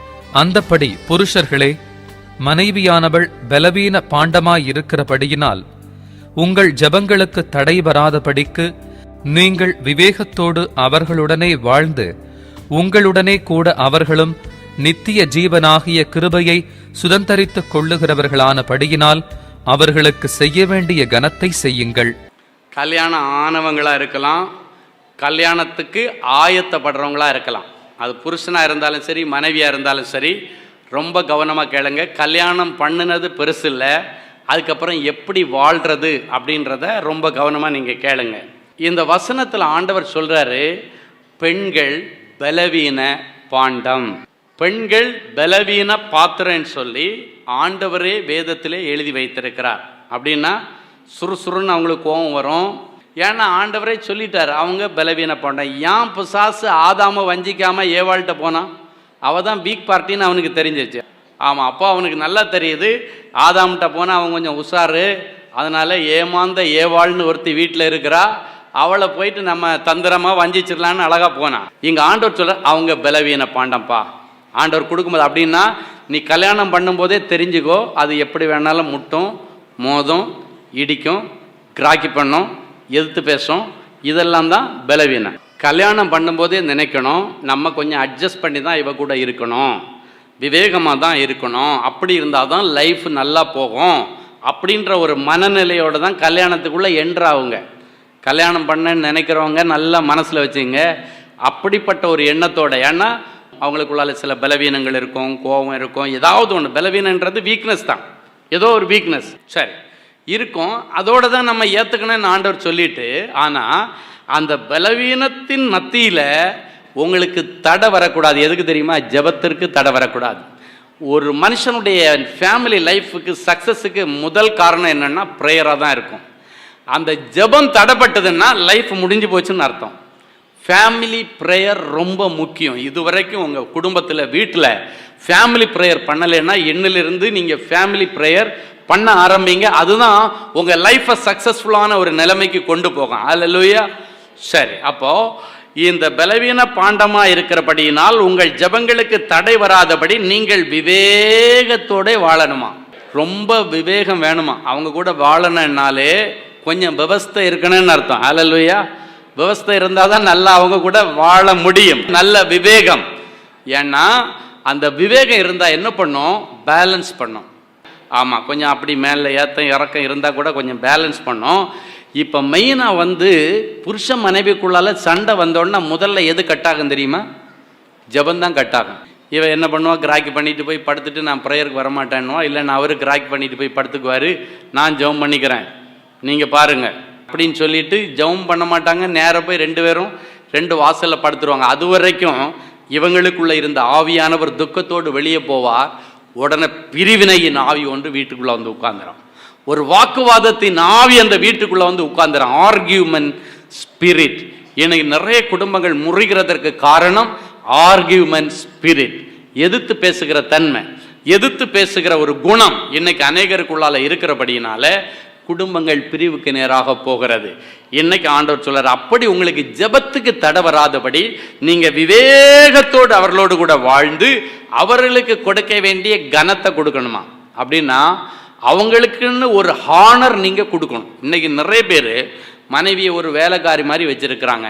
நிறைய பேர் மனைவியை துணி துவைக்கிறதுக்கும் பிள்ளை பெறுற மிஷனாகவும் துணி துவைக்கிற மிஷனாகவும் ஷூக்கு பாலிஷ் போடுற மிஷனாக தான் இன்றைக்கி நிறைய பேர் மனைவிமாரில் வச்சிருக்கிறேன். அப்படி இல்லை, அவங்களுக்கு கொடுக்க வேண்டிய ஹானரை நம்ம கொடுக்கணும்னு ஆண்டவர் சொல்லியிருக்கிறார். அல்லேலூயா. அப்படின்னா என்னன்னா அவங்களுக்கும் உணர்வுகள் இருக்கும், அவங்களுக்கும் மதிப்பு, அவங்களுக்கு மரியாதை. நம்மளை மாதிரி எல்லா உணர்வுகளும் அவங்களுக்கு இருக்கும். அவங்களுக்கு ஒரு மரியாதை அவங்க எதிர்பார்ப்பாங்க. எந்த குடும்பத்தில் மனைவிக்கு புருஷன் மரியாதை கொடுக்காம கீழ்த்தரமா மனைவியையோ மனைவி வீட்டையோ எந்த புருஷன் நடத்துகிறாரோ அங்கே பிரச்சனைக்கு வேற வழி தேட வேண்டாம், அங்கேயே பிரச்சனை ஆரம்பிச்சிடும். நிறைய புருஷன்மாருக்கு மனைவியுடைய அப்பா அம்மாவை பார்த்தா ரொம்ப சீப்பாக இருக்கும். ஆனால் மனைவி பத்து கொடுத்த பிள்ளை மட்டும் இவங்களுக்கு வேணும். ஆனால் மனைவி வேண்டாம், மனைவிக்கு அப்பா அம்மா வேண்டாம், மனைவிக்கு அண்ணன் தம்பி வேண்டாம், யாரும் வேண்டாம். சிலர் சொல்லுவாங்க, கல்யாணம் பண்ணுறதோட சரி, அதுக்கப்புறம் உங்கள் அம்மா வீட்டை மறந்துடணும், அப்பா வீட்டை மறந்துடணும். எங்கே பைபிளில் எழுதியிருக்கு? ஆண்டவர் இன்னைக்கு உங்களை எல்லாரையும் பார்த்து சொல்கிறாரு, அவங்களுக்கு உணர்வுகள், அவங்களுக்கு உணர்ச்சிகள், அவங்களுக்கு அண்ணன் தம்பிகிட்ட பேசுனேன்னு தோணும், அப்பா அம்மாட்ட பேசுனேன்னு தோணும். அந்த சுதந்திரத்தை நீங்கள் கொடுத்தீங்கன்னா நீங்கள் மனுஷன், அதுதான் புருஷன். இல்லைன்னா நீங்கள் அவளுடைய அதிகாரத்தை பிடுங்கி எடுக்கிற கடின இருதயம் உடையவன். இன்னைக்கு யார் யார் வீட்டில் மனைவியை ரொம்ப பிடிச்சி இடித்து வச்சுருக்கிறீங்களோ எல்லாத்தையும் என்ன ரிலீஸ் பண்ணி விட்ருங்க, அப்படியே ஃப்ரீ பண்ணி விடுங்க. நீங்கள் ஃப்ரீ பண்ணாலே அவளுக்கு மைண்டு ஃப்ரீ ஆகிடும். அவள் கத்துறதெல்லாம் நிறுத்திடுவாள், அவள் எதிர்த்து பேசுகிறது நிறுத்திடுவா. ஏன்னா அவங்க கொஞ்சம் ஃப்ரீயாக விடுங்க, மைண்டை கொஞ்சம் ஃப்ரீயாக விடணும். சிலர் என்ன பண்ணுவாங்கன்னா, அவங்க அப்பாட்டையோ அம்மாட்டையோ பேசினா கொஞ்சம் சமாதானமாக இருக்க அவங்க பேசுவாங்க. நீ இன்னைக்கு காலையில் 10 நிமிஷம் உங்கள் அம்மாட்ட பேசும்போதே நினச்ச உங்கள் அம்மா ஏதோ காதில் விஷத்தை போட்டான். எந்த தாயாவது பிள்ளை கெட்டு போகன்னு சொல்லுவாங்களா? ஒருவேளை அவங்க சில ஆலோசனை கொடுத்துருக்கலாம், அது கூட பிள்ளை நல்லா இருக்குன்ற எண்ணத்தில் தான் கொடுத்து அது தப்பாகுமே தவிர எந்த தாயும் தன்னுடைய பிள்ளை கெட்டு போனேன்னு ஆலோசனை கொடுக்க மாட்டான். எந்த தகப்பனும் கெட்டு போனேன்னு ஆலோசனை கொடுக்க மாட்டான். அதை முதல்ல நம்ம புரிஞ்சுக்கணும். நீ உங்கள் அம்மாட்ட பேசுனதுனால தான் இப்படி நடந்து, உங்கள் அப்பாட்ட பேசுனதுனால தான் இப்படி நடந்து. அதே போல் சில மனைவிமார்களும் புருஷன்மார் அவங்க அம்மா அப்பாட்ட பேசுறது நிறைய மனைவிமார்கள் விரும்புறதில்லை. புருஷன்மார்கள் அவங்களுடைய அக்கா தங்கச்சிட்ட பேசுறது மனைவிமார்கள் விரும்புறதில்லை. அதுவும் தப்பு. ரெண்டு பேரும் ஒருத்தருக்கு ஒருத்தர் விட்டு கொடுக்கணும், ஒருத்தருக்கு ஒருத்தர் நேசிக்கணும், ஒருத்தரை சிநேகிக்கணும். சிநேகிச்சாதான் உங்கள் வீடு ஒரு குட்டி பரலோகமாக இருக்கும். ஹல்லேலூயா. இல்லைன்னா குட்டி நரகமாக தான் இருக்கும். குடும்பத்தில் பிரிவினைகள் தான் வரும். இன்னைக்கு ஆண்டவர் உங்களை பார்த்து சொல்றாரு, அப்படிப்பட்ட உங்களுடைய குடும்பத்தில் விரிசல் வராதபடிக்கு மனைவியை ஹானர் பண்ண பழகிக்கொள்ளுங்க. அதே போல் மனைவிமார்கள் உங்கள் புருஷனை மதிக்க பழகிக்கொள்ளுங்க, புருஷனுக்கு கீழ்ப்படிய பழகிக்கொள்ளுங்க. புருஷன்கிட்ட கேட்காம எந்த ஒரு காரியத்தையும் நீங்கள் டிசிஷன் எடுக்கக்கூடாது. புருஷனுக்கு கீழ்ப்படிந்து, புருஷன் இது வேண்டான்னா வேண்டாம் தான், இது ஓகேன்னா ஓகே, வேண்டான்னு சொன்னதுக்கப்புறம் அதுக்கப்புறம் பிடிவாதம் பண்ணி அவரை ஒரு வழி பண்ணி அந்த காரியங்களை நீங்கள் வாங்கினீங்கன்னா அந்த ஆசீர்வாதங்கள் உங்களுடைய வாழ்க்கையிலே நிலைக்காது. இன்னைக்கு ஆண்டவர் தடைகளை உடைச்சி குடும்பங்களை கட்டுவார். ஹல்லேலூயா. அப்ப தடைகளை உடைக்கிற ஆண்டவர் உங்களுக்கு முன்னால போனா என்னென்ன காரியத்தில் இருக்கிற தடைகள் எல்லாம் இன்னைக்கு ஆண்டவர் ஸ்பெஷலா எல்லா தடைகளையும் நீக்குவார். அதுலயும் சில விசேஷித்த தடைகள். முதல்ல ஒரு மனுஷனுக்கு முன்னேறதுக்கு என்னென்ன தடை இருக்கோ எல்லாத்தையும் கிளியர் பண்ணி விடுறார். ஆமென். முன்னேற்றத்திற்கு என்னென்ன தடை கற்கள் இருக்கிறதோ எல்லா தடைகளை இன்னைக்கு ஆண்டவர் உடைக்கிறார். ரெண்டாவது, தடைகளை உடைக்கிறவர் நமக்கு முன்னால போனா குடும்பத்தில் தடைப்பட்டிருக்கிற சுப நிகழ்வுகளை ஆண்டவர் செய்து வைப்பார். ஆமென். மூன்றாவது, உங்கள் ஆண்டவர் உங்க முன்னால போனா தடைகளை உடைச்சி உங்க பிள்ளைகளை ஆசீர்வதிப்பாராம். ஹல்லேலூயா. மத்தேயு 19:14-15 இப்படியாய் சொல்லுகிறது. வாசிப்போம். இயேசுவோ சிறு பிள்ளைகள் என்னிடத்தில் வருகிறதற்கு இடம் கொடுங்கள், சிறு பிள்ளைகள் என்னிடத்திலே வருவதற்கு இடம் கொடுங்கள், அவர்களை தடை பண்ணாதிருங்கள், அவர்களை தடை பண்ணாதீங்க, பரலோக ராஜ்யம் அப்படிப்பட்டவர்களுடையது என்று சொல்லி, பரலோக ராஜ்யம் அப்படிப்பட்டவர்களுடையது என்று சொல்லி அவர்கள் மேல் கைகளை வைத்து, அவர்கள் மேல் கைகளை வைத்து பின்பு அவ்விடம் விட்டு புறப்பட்டு போனார். சிறு பிள்ளைகளை ஆண்டவரிடத்திலே கொண்டு வர தாய் தகப்பன்மார்கள் முயற்சி எடுத்தார்கள். ஆனால் சீடர்களோ தடை செய்தார்கள். இன்னைக்கும் உங்க பிள்ளைங்க ஆண்டவரிடத்தில் நெருங்க முடியாதபடி யாரோ ஒருவர் தடையா இருக்கலாம். உன் பிள்ளையுடைய ஆவிக்குரிய வாழ்க்கையை தடை செய்ய துஷ்ட ஆலோசனை கொடுக்கிற, ஆலோசனை கொடுக்கிற ஏதோ ஒரு மனுஷனோ ஒரு மனுஷியோ பிசாசோ உங்களையும் உங்கள் பிள்ளைகளையும் பிரிக்கத்தக்கதாக, உங்களையும் ஆண்டவரையும் பிரிக்கத்தக்கதாக, உங்கள் பிள்ளைகளையும் ஆண்டவரையும் பிரித்து வெளியே கொண்டு வரத்தக்கதாக சில தந்திரங்களை செய்திருக்கலாம். அன்றைக்கு தடைகளை உடைச்சி ஆண்டவர் சொன்னார், பிள்ளைகளை என்கிட்ட வர யாரும் தடை பண்ணக்கூடாது. இன்னைக்கு இயேசு எல்லா சாசுகளுக்கும், உங்களுடைய பிள்ளைகளை கட்டி வைத்திருக்கிற எல்லா அந்தகார கிரியைகளுக்கும் சொல்றாரு, என் பிள்ளைகளை என்னிடத்திலே கொண்டு வர தடை பண்ணாதிருங்கள், தடைகளை உடைக்கிறேன்னு சொல்றாரு. அப்படின்னா உங்க பிள்ளைகளுடைய மனக்கட்டுகளை ஆண்டவர் இன்றைக்கு உடைக்கிறார். ஹல்லேலூயா. ஆண்டவருக்கும் உங்க பிள்ளைகளுக்கும் இடையில இனி நல்ல ஒரு நெருக்கமான ஒரு உறவை ஆண்டவர் இன்றைக்கு கொண்டு வர விரும்புகிறார். ஹல்லேலூயா. அப்படின்னா பிள்ளைகளுக்கும் ஆண்டவருக்கும் இடையில தடையா யார் நிற்கிறாங்க? என்ன தீய சக்தி நிற்கிறது? எந்த மாந்திரிக கட்டு இருக்கிறது? எந்த செய்வினை கட்டு இருக்கிறது? எது ஆண்டவரை விட்டு உன் பிள்ளையை பிரிச்சு வச்சிருக்கு? ஆண்டவர் ஒரு மனுஷனுக்குள்ளால இருந்தா பிள்ளைகளுடைய லைஃப் நல்லா இருக்கும். எப்ப ஆண்டவர் பிள்ளைகளை விட்டு விலகுகிறாரோ அந்த நேரத்தில் அநேக இழப்புகளை பிள்ளைகள் சந்திக்கிறதை நாம் பார்க்கிறோம். அப்ப தடைகள் நீங்கி உங்க பிள்ளைங்க ஆண்டவரிடத்துல வரும் பொழுது ஆண்டவர் அவர்கள் மேல் கரங்களை வைக்கிறார். ஆண்டவர் தொட்டா போதும் அவன் லைஃப் சக்சஸ் ஆயிடுச்சுன்னு அர்த்தம். ஹல்லேலூயா. ஆண்டவர் மட்டும் அவனை ஒரு பார்வை பார்த்தா போதும் அவன் லைஃப் நல்லா ஆயிடுச்சுன்னு அர்த்தம். பிள்ளைகளுடைய லைஃப் நல்லா ஆயிடுச்சுன்னு அர்த்தம். எந்தெந்த தாய் தகப்பன் பிள்ளைகளுடைய லைஃப் தடம் புரண்டு போயிருக்கிறது இருக்கிறீர்களோ, இன்றைக்கு ஆண்டவருடைய பெரிய கிருபையினாலுடைய வாழ்க்கை ஆண்டவர் கட்டி எழுப்புவார். கட்டப்படாமல் இடிந்து கிடக்கிற உன் பிள்ளைகளுடைய வாழ்க்கையை ஆண்டவர் எடுப்பித்து கட்டுகிறார். ஹல்லேலூயா. நிறைய தாய் தகப்பன்மார்கள் தன்னுடைய பிள்ளைகளுடைய விஷயத்துல ரொம்ப கண்ணீரோடும் துக்கத்தோடும் இந்த இடத்துல அமர்ந்திருக்கிறீங்க. என் பிள்ளையின் நிமித்தம், என் மகன் நிமித்தம், என் மகள் நிமித்தம் நான் ரொம்ப வேதனையோடு கூட இருக்கிறேன் என்று சொல்லி அநேகர் இன்றைக்கு அழுது கொண்டு இருக்கிறீங்க. இன்னைக்கு ஆண்டவர் சொல்லுகிறார், உன் பிள்ளைகளுடைய காரியம் கர்த்தருடைய பர்வதத்திலே பார்த்து கொள்ளப்படும். ஹல்லேலூயா. யாதோ ஒரு மனுஷனுடைய பிடியில் இருக்கிற உன் பிள்ளையை ஆண்டவர் இன்றைக்கு பிட்டிங்கி தன் கண்ட்ரோலுக்கு எடுக்கிறார்.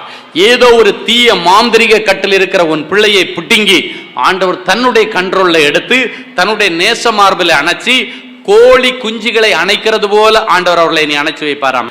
மத்தேயு 23:37 சொல்லுகிறது, எருசலேமே எருசலேமே, தீர்க்கதரிசிகளை கொலை செய்து உன்னிடத்தில் அனுப்பப்பட்டவர்களை கல்லறிகிறவளே, கோழி தன் குஞ்சுகளை தன் சிறகுகளின் கீழே கூட்டி சேர்க்கிறது போல நான் எத்தனையோ தரம் உன் பிள்ளைகளை கூட்டி சேர்க்க மனதாயிருந்தேன், உங்களுக்குள்ளோ மனதில்லாமல் போயிற்று. ஆண்டவர் உங்களுடைய பிள்ளைகளை தன்னுடைய செட்டைக்குள்ள கூட்டி சேர்க்க மனதா இருக்கிறார். அதை முதல்ல தெரிஞ்சுங்க. ஆண்டவருக்கு உங்க பிள்ளைகளை கோழி தன் குஞ்சுகளை செட்டைக்குள்ள வச்சு எந்த பருந்தோ எந்த கழுகோ எந்த ஓனாயோ அந்த குஞ்சுகளை கடித்து விடாதபடிக்கு எப்படி அழகா தன்னுடைய செட்டைக்குள்ள வச்சு மூடி வச்சிருக்கோ, அதே போல ஆண்டவர் சொல்லுகிறார், எருசலேமே எருசலேமே, உன் பிள்ளைகளை கோழி செட்டைக்குள்ள மறைக்கிறது போல நான் மறைக்க மனதாயிருந்தும் சில நேரங்கள்ல நீங்களே முயற்சி எடுக்கல, ஆனா இன்னைக்கு மறுபடியும் நான் கூட்டி சேர்க்கிறேன் என்று சொல்லுகிறார். அல்லேலூயா. ஆண்டவரை விட்டு பிரிந்து போன உன் பிள்ளைகள் ஆண்டவருடைய செட்டைகளுக்குள்ளால இன்றைக்கு வருகிறார்கள். சிலர் நினைக்கிறீங்க, பிள்ளைங்க இருக்கிறவங்க பிரச்சனை எப்படி பிரதர், நான் பிள்ளையே இல்லைன்னு வந்திருக்கிறேன், என்னை பற்றி எதுவுமே சொல்ல மாட்டார் ஆண்டவர். இப்போ ஆண்டவர் உங்களை பார்த்து சொல்கிறார், உங்களுக்கு பிள்ளை கொடுக்க வேண்டும் என்று ஆண்டவர் முடிவு பண்ணிட்டார். அல்லேலூயா. ஆமாம், உங்கள் டேன் நாள் வந்தாச்சு. யார் யார் குழந்தை இல்லாமல் இருக்கிறீங்களோ ஆண்டவர் உங்க பிள்ளைய தொடுறத உங்க விசுவாச கண்களில் பாருங்க. ஆண்டவரே, சிறு பிள்ளைகளை அணைச்சி நீங்க தலையில கை வச்சு ஆசீர்வச்சீங்க, எனக்குன்னு ஒரு சந்ததியை கொடுத்து அந்த பிள்ளையும் நாங்க உங்க கண்ட்ரோல்ல உங்க செட்டைக்குள்ள உங்க ரெக்கைக்குள்ள கொடுக்கணும்னு நான் நினைக்கிறேன் அப்படின்னு சொல்லி அந்த பிள்ளைய விசுவாச கண்களில் பார்த்து ஸ்தோத்திரம் பண்ணுங்க. ஆண்டவர் சொந்த கண்கள் காண உதவி செய்வார். ஆமென். போன மாசம் இந்த இடத்துல ஒரு சகோதரி சாட்சி சொன்னதை பார்த்தீங்க. 7 வருஷமா குழந்தை இல்லாம இருந்தவங்க, பிசிஓடி சிஸ்ட் அவங்களுடைய அந்த ஓவரிஸில் இருந்தது நிமித்தம் கிட்டத்தட்ட எத்தனையோ வருஷமாக அவங்க ட்ரீட்மெண்ட் எடுத்து ட்ரீட்மெண்ட் பிரயோஜனம் இல்லாத நேரத்தில் கடைசியாக டாக்டர் சொல்லிட்டாங்க, இனி உங்களுக்கு குழந்தை பெறதுக்கு வாய்ப்பு இல்லை, அதனால ஒரு குழந்தைய தத்தெடுத்துருங்க அப்படின்னு சொல்லி சொன்ன மாத்திரத்தில் அவங்க ரொம்ப துக்கத்தோடு அழுதுட்டு தான் அன்பரின் பாதத்தில் வந்தாங்க. டாக்டர் சொல்லிட்டாங்க, ஃபுல் ட்ரீட்மெண்ட் எடுத்துட்டு 7 வருஷமா எல்லா ட்ரீட்மெண்ட்டும் முடிஞ்சிருச்சு, கிட்டத்தட்ட ட்ரீட்மெண்ட்டுக்கு மட்டுமே 2 வருஷம் அவங்க செலவு பண்ணியிருக்காங்க. கடைசியாக முடியாது, ஒரு குழந்தைய தத்தெடுத்துங்கன்ன உடனே அவங்க வேதனையோடு கூட அன்பரின் பாதத்தில் வந்தாங்க. ஆனால் ஆண்டவர் அன்னைக்கு தனி ஜெபத்தில் என்ன சொன்னார்னா, உனக்கு ஒரு ஆண் பிள்ளையை கர்த்தர் கொடுப்பார், அதை கர்த்தருக்கு ஒப்புக்கொடு. ஹல்லேலூயா.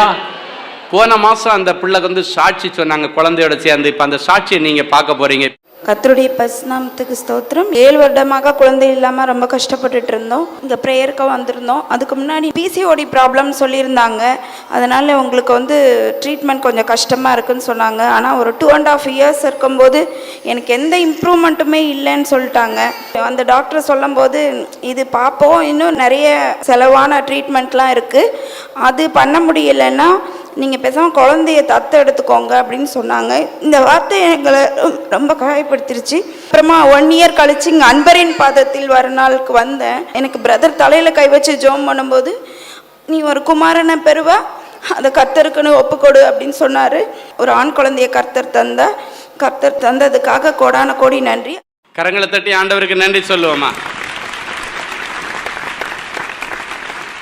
இந்த சகோதரியை போல நிறைய பேர் டாக்டர்கிட்ட போயிட்டு குழந்தைய தத்தெடுங்க, இல்லைன்னா குழந்தை கிடைக்கிறதுக்கு வாய்ப்பு இல்லை, வேற ஏதாவது வழி பண்ணுங்கன்னு நிறைய பேர் மன கஷ்டத்தோடு இருக்கிறீங்க தானே.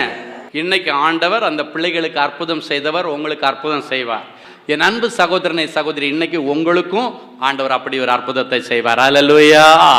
பிள்ளைகளை ஆண்டவர்களுடைய கண்ட்ரோலில் கூட்டி சேர்க்கிறார். உங்கள் பிள்ளைங்க எல்லாம் ஆண்டவரை விட்டு விலகி போயிருந்தா அவங்களெல்லாம் கூட்டி சேர்க்கிறாரு. அது மட்டும் இல்லை, பிள்ளை இல்லாத பிள்ளைகளுடைய கற்பத்தின் தடைகளை ஆண்டவர் இன்றைக்கு உடைக்கிறார். அல்லேலூயா. சரி, 4வதாக ஆண்டவர் தடைகளை உடைச்சி உங்கள் சரீரத்தில் ஆரோக்கியத்தை கட்டளையிடுவார். அப்படின்னா நீங்கள் ஆரோக்கியமாக வாழ முடியாதபடிக்கு பிசாசு கொண்டு வந்திருக்கிற தடைகள், சரீரத்தில் இருக்கிற பலவீனங்களை ஆண்டவர் மாற்றி ஆரோக்கியத்தை கட்டளையிடுவார். ஏசாயா தீர்க்கதரிசியின் புஸ்தகம் 32ஆம் அதிகாரம் 4வது வசனம் இப்படியாய் சொல்லுகிறது, வாசிப்போம். பதற்றமுள்ளவர்களின் இருதயம் அறிவை உணர்ந்து கொள்ளும். தெற்று வாயருடைய நாவு தடையின்றி தெளிவாய் பேசும். பதற்றம் உள்ளவர்களின் இருதயம் அப்படின்னா பிதற்றுகிறவனை தான் பதற்றுகிறவன் என்று இந்த இடத்துல எழுதியிருக்கப்பட்டிருக்கிறதா. யார் பிதற்றிகிட்டே இருப்பா? பைத்தியக்காரன் தான் பிதற்றிக்கிட்டே இருப்பான். அப்போ பிதற்றுகிறவர்களின் இருதயம் அறிவை உணர்ந்து கொள்ளும். அப்படின்னா எப்போ ஒரு மனிதனுடைய இருதயத்தில் அறிவு எடுக்கப்படுகிறதோ, அறிவு இழந்து போகிறார்களோ, அப்போதான் அவன் பிதட்ட ஆரம்பிக்கிறான். இல்லைன்னா அந்த அறிவு அவனுடைய இருதயத்தில் உணர்ந்துட்டு இருக்கிறது வரைக்கும், உணர்த்துறது வரைக்கும் அவன் பிதட்ட மாட்டான். ஆனால் அவனுக்கு தெரியும் அவன் என்ன பேசுகிறான். முதல்ல இருதயத்தின் நிறைவு தான் வாய் பேசும். எனவே இந்த இருதயம் ரொம்ப கவனமாக இருக்கணும். ஆண்டவர் சொல்லியிருக்காரு, எல்லா விதமான காவலோடும் உன் இருதயத்தை காத்துக்கொள். காரணம், அதிலிருந்து தான் ஜீவ ஊற்று புறப்படும். அல்லேலூயா. அப்போ ஒரு மனுஷனுடைய இருதயம் தான் அவனுடைய பேச்சுக்கு, அவனுடைய செய்கைகளுக்கு, நடக்கைகளுக்கு எல்லாம் காரணம். அப்போ இந்த பதற்றம் ஒரு மனிதனுடைய இருதயத்தில் இருக்குதுன்னா அவனுடைய அறிவு இல்லைன்னு அர்த்தம். அல்லேலூயா. இன்னைக்கு ஆண்டவர் சொல்ற, அப்படி பிதற்றத்தில் இருக்கிற மனநிலை பாதிக்கப்பட்டவர்கள், அறிவு இல்லை அப்படின்னாலே மனநிலை பாதிக்கப்பட்டவங்கள அவனுக்கு அறிவே இல்லைன்னுவாங்க. ஸோ ஆண்டவர் இன்னைக்கு சொல்றார், அப்படி மனநிலை பாதிக்கப்பட்ட பிள்ளைகள் அவங்க என்ன செய்கிறாங்கன்னு அவங்களுக்கு தெரியாது. அப்படிப்பட்டவங்களுக்கு நீங்கள் கோவப்பட்டோ, அந்த பிள்ளைகளை அடிச்சோ, அந்த பிள்ளைகளை துன்புறுத்தி பிரயோஜனம் இல்லை. அந்த பிள்ளைகளுக்கு மனநிலை சரியில்லை. அப்போ இன்னைக்கு ஆண்டவருடைய வசனத்தின்படி நீங்க சொல்லணும், பதற்றமுள்ள பிதற்றுகிற இருதயங்கள் இனி அறிவை உணர்ந்து கொள்ளும் என்று சொன்னீரே. அப்படின்னா மறுபடியும் அவருடைய இருதயத்தில் ஆண்டவர் அறிவை வைக்கிறார். அப்படின்னா இன்னைக்கு உங்க வீட்டில் யார் யார் மனநிலை பாதிக்கப்பட்ட நிலைமையில் இருக்காங்களோ, டிப்ரெஷன் மாத்திரை நிறைய பேர் சாப்பிட்றீங்க. நிறைய தாய் தகப்பன்மார்கள் பிள்ளைகளுக்கு டிப்ரெஷன் மாத்திரை கொடுக்குறாங்க, புருஷனுக்கு டிப்ரெஷன் மாத்திரை கொடுக்குறாங்க, மனைவி டிப்ரெஷன் மாத்திரை சாப்பிட்றா. ஏன்னா மனநிலை பாதிப்பு, மன கொந்தளிப்பு, அவனுடைய இருதயத்தில் பாதிப்பு இருக்கிறது நிமித்தம் அறிவை இழந்து போனவர்களுக்கு அறிவை உணர்ந்து கொள்ளும் கிருபை. அப்படின்னா மறுபடியும் அவருடைய இருதயத்தில் ஆண்டவர் அந்த ஞானத்தையும் அறிவையும் வைத்து புத்தி பேதலிக்கிற ஆவிகளை வெளியேற்றுகிறார். ஹல்லேலூயா. அது மட்டும் இல்லை, அடுத்து சொல்லப்பட்டிருக்கிறது, தெற்று வாயருடைய நாவு தடை இல்லாமல் பேசும். அப்படின்னா திக்கி திக்கி சில பிள்ளைங்க பேசுவாங்க, பார்த்துருக்கிறீங்களா? நிறைய பேர் திக்கி பேசுறதுக்கு காரணமே என்னன்னா, அவங்களுக்குள்ள ஒரு பயம், நம்ம தப்பாக பேசிடுவோமோ, சரியாக பேச மாட்டாமோ அப்படின்னு பயம் வந்தாலே அவங்களுக்கு பேச்சு வராது, திக்கி திக்கி தான் பேசுவாங்க. இன்னைக்கு ஒருவேளை அப்படி தெற்று வாய் யார் யாருக்கு இருக்கோ, நாவு தடை இல்லாமல் இனி தெளிவாய் பேசும். ஆமென்.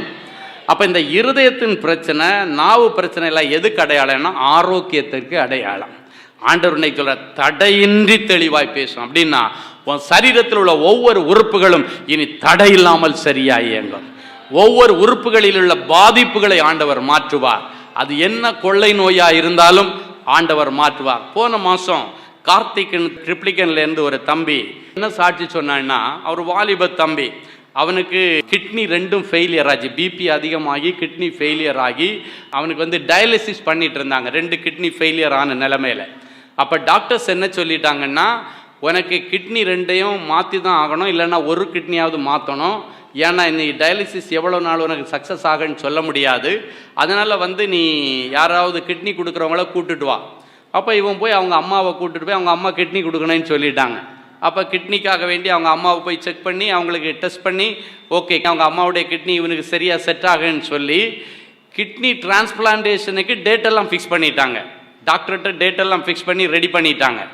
அந்த நிலைமையில தான் ஒரு நாள் ஆறுதலை தேடி ஒரு நாள் இந்த மீட்டிங் வந்தான். ஐயா, எனக்கு இந்த சின்ன வயசில் இப்படி கிட்னி ஃபெயிலியர் ஆகிடுச்சு, அம்மா கிட்னி கொடுக்கணும்னு சொல்லிட்டாங்க, அதனால நாங்கள் ரொம்ப வேதனையோடு இருக்கிறோம். அப்படிங்கும்போது ஆண்டவர் அவனுக்கு சொன்னார், உனக்கு 2 கிட்னிகளை நான் புதுசாக மாற்றுறேன். ஹல்லேலூயா. நீ மருத்துவரிடத்தில் போய் காமி, ஆண்டவர் உனக்கு புது கிட்னியை பொருத்தி இருப்பார். இவங்க ஜெபம் பண்ணிட்டு ஏற்கனவே டேட் ஃபிக்ஸ் பண்ணிட்டாங்கல்ல, கிட்னி டிரான்ஸ்பிளான்டேஷனுக்கு ஹாஸ்பிட்டலில் போய் அட்மிட் பண்ணிட்டாங்க. போய் சேர்ந்துட்டு அவங்க அம்மாவை கூப்பிட்டு கிட்னி எல்லாம் எடுக்கிறதுக்கு ரெடி ஆகிட்டு இருக்கிறாங்க. அப்போ ஒரு வாட்டி இவங்க கிரியாட்ரின் செக் பண்ண வேண்டி செக் பண்ணி பார்த்தா கிரியாட்ரின் 14 இருந்தது, திடீர்னு 4க்கு வந்துருச்சு. ஹல்லேலூயா. டாக்டர் சொல்கிறாங்க, இப்போ உனக்கு கிட்னி நல்லா ஃபங்க்ஷன் ஆகுதுப்பா, ஒன்றும் பிரச்சனை இல்லை, உனக்கு நீ கிட்னி டிரான்ஸ்பிளான்டேஷன் தேவையில்லை, கிளம்பி போன்னு சொல்லி ஆப்ரேஷனுக்கு போன பிள்ளைய திருப்பி அனுப்பிட்டாங்க. ஹல்லேலூயா. அந்த சாட்சியை இப்போ எல்லாரும் பாருங்கள். கர்த்தருடைய பரிசுத்த நாமத்துக்கு ஸ்தோத்திரம். என்னோட பேர் கார்த்திக், நான் ட்ரிப்ளிகேன்லேருந்து வரேன். நான் இந்த கூட்டத்துக்கு ஒரு 5 மாதமாக வந்துட்டுருக்கேன். எனக்கு பிபி ஹை ஆகி 2 கிட்னியும் ஃபெயிலியர் ஆகிடுச்சு.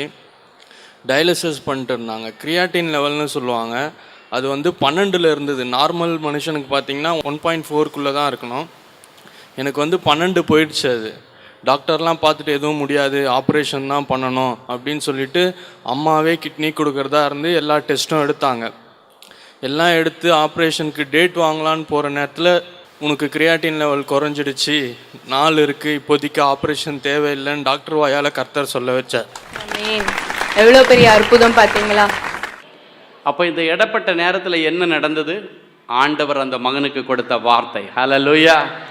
இடையில வந்து மீட்டிங் அட்டன் பண்ணி ஆண்டவர் அவங்களுக்கு கொடுத்த வார்த்தை, உன்னுடைய கிட்னியை புதியதாக்குவேன். ஆண்டவர் சொன்னபடி இன்னைக்கு கிட்னி டிரான்ஸ்பிளான்டேஷன் இல்லாமல், எந்த டயாலிசிஸும் இல்லாமல் கர்த்தர் அவனை வாழ வைத்து கொண்டிருக்கிறார். ஹல்லேலூயா. இன்றைக்கி நீங்கள் கிட்னி ஃபெயிலியர் வந்திருக்கலாம், கேன்சர் பிரச்சனை வந்திருக்கலாம், இல்லைன்னாச்சுன்னா இருதய வியாதியோடு வந்திருக்கலாம், எலும்பு மண்டலம் நரம்பு மண்டலம் பாதிக்கப்பட்ட நிலைமையில் வந்திருக்கலாம். எல்லாருக்கும் ஆண்டவர் அற்புதம் செய்வார். ஆமேன்.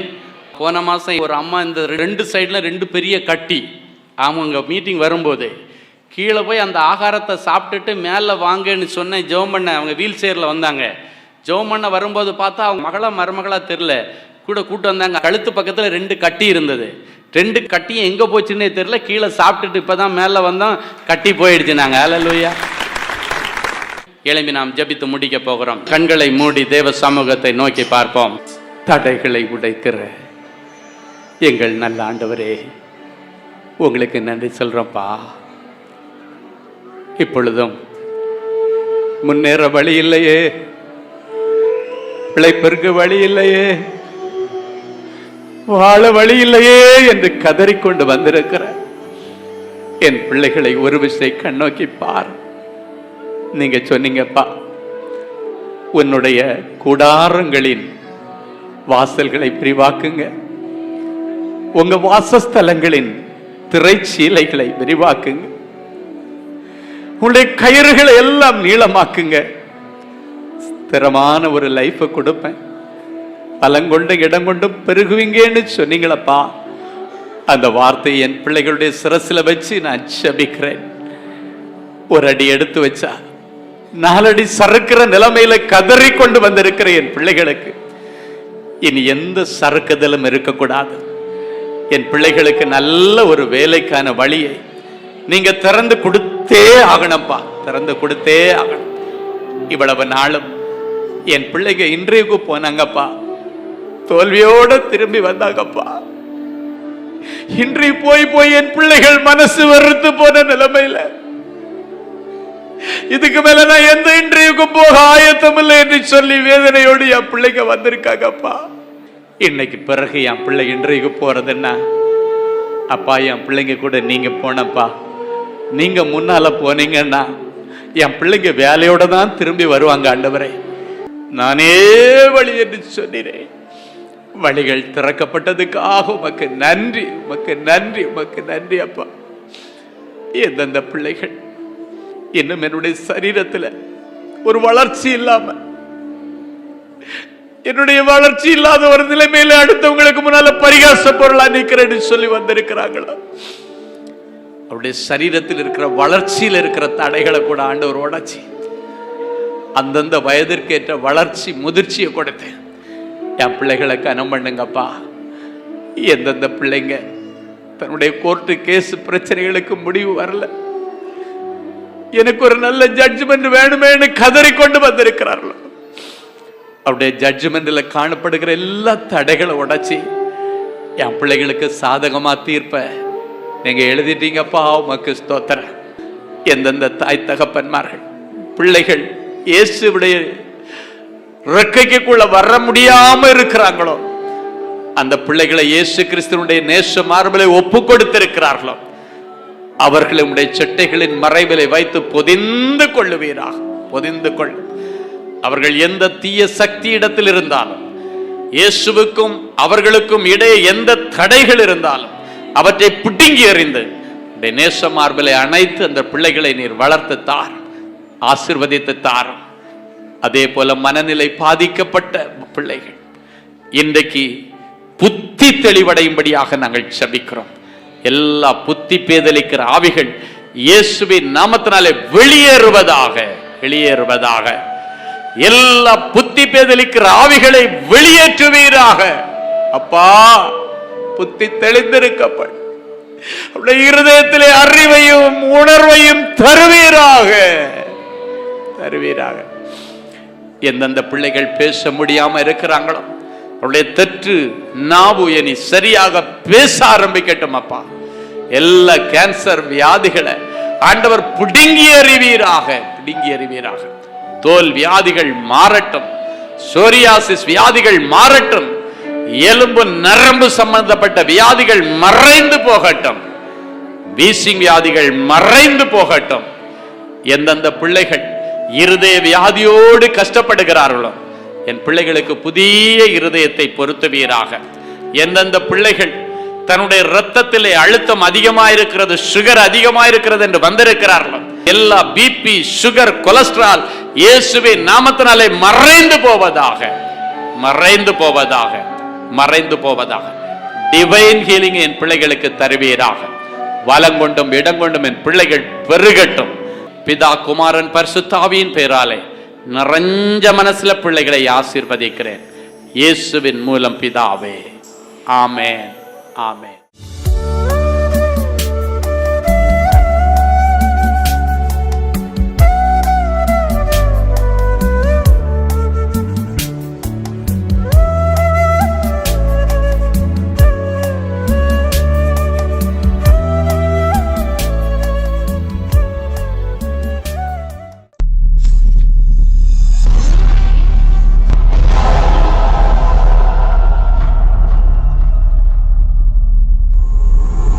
பரிசுநாமத்துக்கு ஸ்தோத்திரம். கடந்த மார்ச் அப்போ நான் என்னுடைய 4th செம் எக்ஸாம் எழுதிட்டு இருந்தேன். என்னுடைய ஃபிசிக்ஸ் பேப்பர் வந்து டஃப்பு தான்.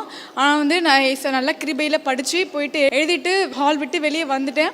இன்னும் ஒரு 5 மினிட்ஸ் கழிச்சு என்னை கூப்பிட்டாங்க. என்னென்னு போய் கேட்கும் போது உன்னுடைய ரிஜிஸ்டர் நம்பரே நீ தப்பாக எழுதியிருக்கம்மா அப்படின்னு சொன்னாங்க. எனக்கு அந்த நிமிஷம் ஒரே ஷாக் ஆகிடுச்சு. எக்ஸ்டர்னல்லாம் என்ன சொன்னாங்கன்னா, உன்னுடைய பேப்பர் வந்து வேல்யூவே ஆகாது, நீ ரீஅரியர் எழுதுகிற மாதிரி இருக்கும் அப்படி சொன்னோன்னே எனக்கு ரொம்ப ஷாக் ஆகிடுச்சு. ஏசப்பா, இது வரையும் வந்து நான் ஃபைனல் இயர் பண்ணுறேன், எந்த செகண்ட் இயர் வரையும் எந்த அரியரும் இல்லாமல் நல்லா படிச்சுட்ருக்கேன். நான் நல்லா எழுதியும் என்னுடைய நம்பர் வந்து மிஸ் பண்ணதால் எனக்கு இந்த மாதிரி ஆகிடுச்சின்னு ரொம்ப அந்த டைம்லேயே பயங்கரமாக அழுது அங்கிள்கிட்ட ப்ரேயர் பண்ணிக்கும் போது அங்கிள்கிட்ட சொன்னேன், இன்னைக்கு ரிசல்ட் வரப்போகுது அங்கிள் அப்படி சொன்னேன். அங்கிள் வந்து, நீ கவலைப்படாத மகளே, உனக்கு வந்து அதிக மதிப்பெண்களோட ஏசப்பா நல்லா வெற்றியை தருவாங்க அப்படி சொன்னாங்க. அதே போல் ரிசல்ட் வந்தது. இந்த சப்ஜெக்ட் பயந்தனோ அதில் அதிக மார்க் கொடுத்தாங்க. ஏசப்பா கிருபை செஞ்சுருக்காங்க. அதுக்காக கூட எனக்கு நன்றி. Praise the Lord. நான் ஏற்காட்டிலிருந்து வர்றேன். ஜனவரி மாதம் இந்த ப்ரேயர் மீட்டிங்க்கு வந்திருந்த நேரம் பிரதர் எனக்காக ஜெபம் பண்ணி, உன் பிள்ளைகளின் பிள்ளைகளை காண்பாய், உன் பிள்ளைகளின் சமாதானம் பெரிதாயிருக்கும் என்று ஜெபம் செய்தார்கள். நான் ஜெபித்துட்டு போகும்பொழுது சிஸ்டர் எனக்கு ஒரு வாக்குத்தத்த வசனம் ஒன்று தந்தாங்க. அதில் வந்து கர்த்தர் நம்மை நினைத்திருக்கிறார், கர்த்தர் நம்மை ஆசீர்வதிப்பார் என்ற வசனத்தை தந்தாங்க. திருமணமாகி 4 வருடங்களாக என்னுடைய மகளின் கற்பத்தின் கனி ஆசீர்வதிக்கப்படாமல் இருந்தது. ஆனால் பிப்ரவரி மாதம் ப்ரெக்னன்சி பாசிட்டிவ்னு ஒரு ரிசல்ட் ஒன்று வந்து கர்த்தர் எங்களுடைய நிந்தையை மாற்றினார். கற்பத்தின் கனியை ஆசீர்வதித்த கர்த்தருக்கு ஸ்தோத்திரம். ஜெபித்த பிரதருக்கும் வாக்குத்தத்த வசனத்தை கொடுத்த சிஸ்டருக்கும் நாங்கள் நன்றி செலுத்துகிறோம். கர்த்தருக்கே மகிமை உண்டாவதாக. ஹல்லேலூயா. கர்த்தராகிய இயேசு கிறிஸ்து ராஜாவுக்கு ஸ்தோத்திரம் செலுத்துகிறேன். நான் ஈரோட்டில் இருந்து வருகிறேன். கடந்த 13வது வருஷம் நம்ம பிரதர் அவர்கள் வந்து எங்கள் சிஎஸ்ஐ சர்ச்சில் நடந்த லென்டி டேஸ் ப்ரேயருக்கு லாஸ்ட்டு ஃப்ரைடே, சாட்டர்டே, சண்டே வந்திருந்தார்.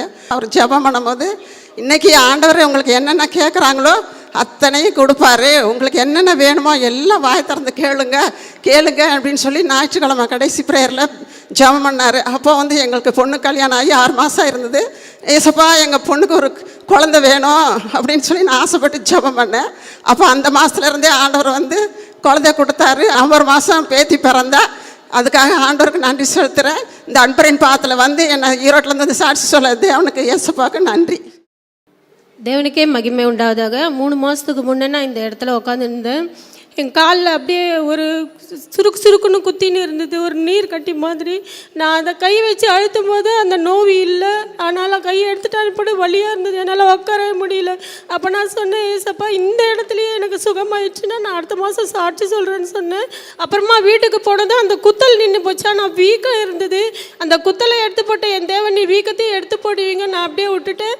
என் தேவன் அந்த வலியை எடுத்து போட்டார். அந்த இடத்துல அடையாளமே இல்லாத சுகத்தை கொடுத்த என் தேவனுக்கு கொடி நன்றி. ஹல்லேலூயா. Praise the Lord. என் பொண்ணு +2 படித்து அவளுக்கு டாக்டர் ஆகணும்னு ரொம்ப ஆசையாக இருந்துருச்சு.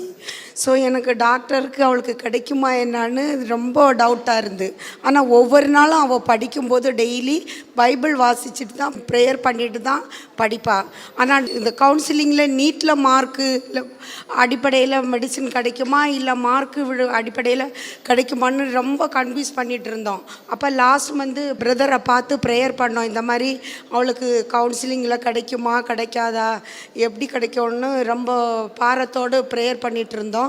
அப்போ பிரதர் என்ன சொன்னாங்கன்னா, ப்ரேயர் பண்ணி உனக்கு ஃபஸ்ட்டு கவுன்சிலிங்லேயே நீ உன் மன விருப்பத்தின்படி உனக்கு தேவன் உனக்கு தருவார், நீ விரும்பியபடி மகளேன்னு ப்ரேயர் பண்ணாங்க. அதுபடி அவள் விருப்பத்தின்படி அவளுக்கு செங்கல்பட்டு மெடிக்கல் காலேஜில் மெரிட்டில் அவளுக்கு மெடிசின் சீட் கிடச்சிருச்சு. Thanks Lord. Praise Lord.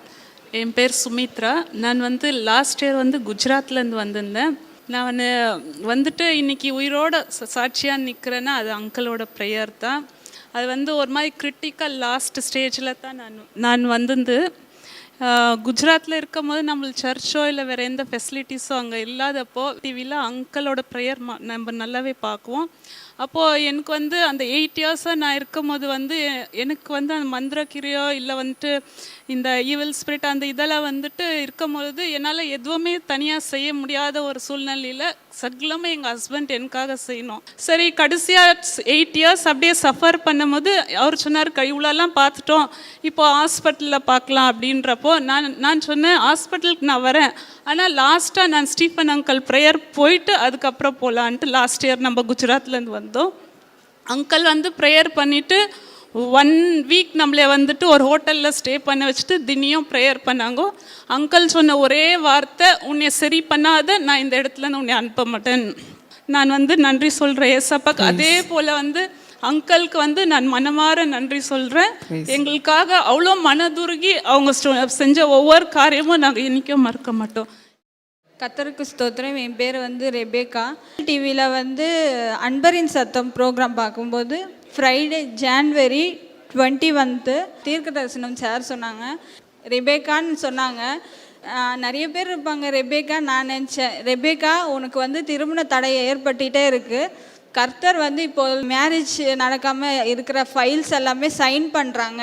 நீ வீட்டு நிலைமை பண கஷ்டம் அது இது நினச்சிட்டு இருக்க, திருமண தடை நடக்கலையே, உங்கள் வீட்டில் எல்லாரும் சின்ன பசங்களுக்கெல்லாம் நடக்குது, இன்னும் உனக்கு மட்டும் திருமணம் நடக்காமல் இருக்கிறதுன்னு சொல்லிட்டு ஃபீல் பண்ணுறேன்னு சொல்லிட்டு இருந்தாங்க. அப்போது கர்த்தர் பிரத்யேகமாக என்கிட்ட பேசிட்டாங்க. நெக்ஸ்ட் மந்த் எனக்கு மேரேஜ் ஃபிக்ஸ் பண்ணியிருக்காங்க. Praise Lord. கர்த்தருடைய பரிசுத்த நாமத்துக்கு ஸ்தோத்திரம். எனக்கு 5 வருடங்களாக திருமணம் ஆகாமல் தடையாக இருந்தது. கர்த்தர் எனக்கு கிருபையாக திருமணம் நடக்கும்படியாக இந்த வருடத்தில் எனக்கு கிருபை செய்தார். அதுக்கு பெரிய உதவியாக இருந்தது பாஸ்டரையா தான். நான் அவர்கிட்ட ஜபிக்க வரும்போது கர்த்தர் அவரோட எனக்கு பேசினார். உனக்கு அனுக்கிற காலம் இது அப்படின்னு சொல்லி கர்த்தருடைய வார்த்தை எனக்கு நேராக வந்தது. நீ பிந்தி கிடக்கிற உன்னை முந்தி வைப்பேன்னு சொல்லி அங்கிள் மூலமாக எனக்கு ஆண்டவர் என்னோட பேசினார். நவம்பர் மாதம் நான் இங்கே ஜபிக்கும்படியாக வந்திருந்தேன். டிசம்பர் மாதமே எனக்கு ஆண்டவர் வாழ்க்கை துணையை எனக்கு கொடுத்தாரு.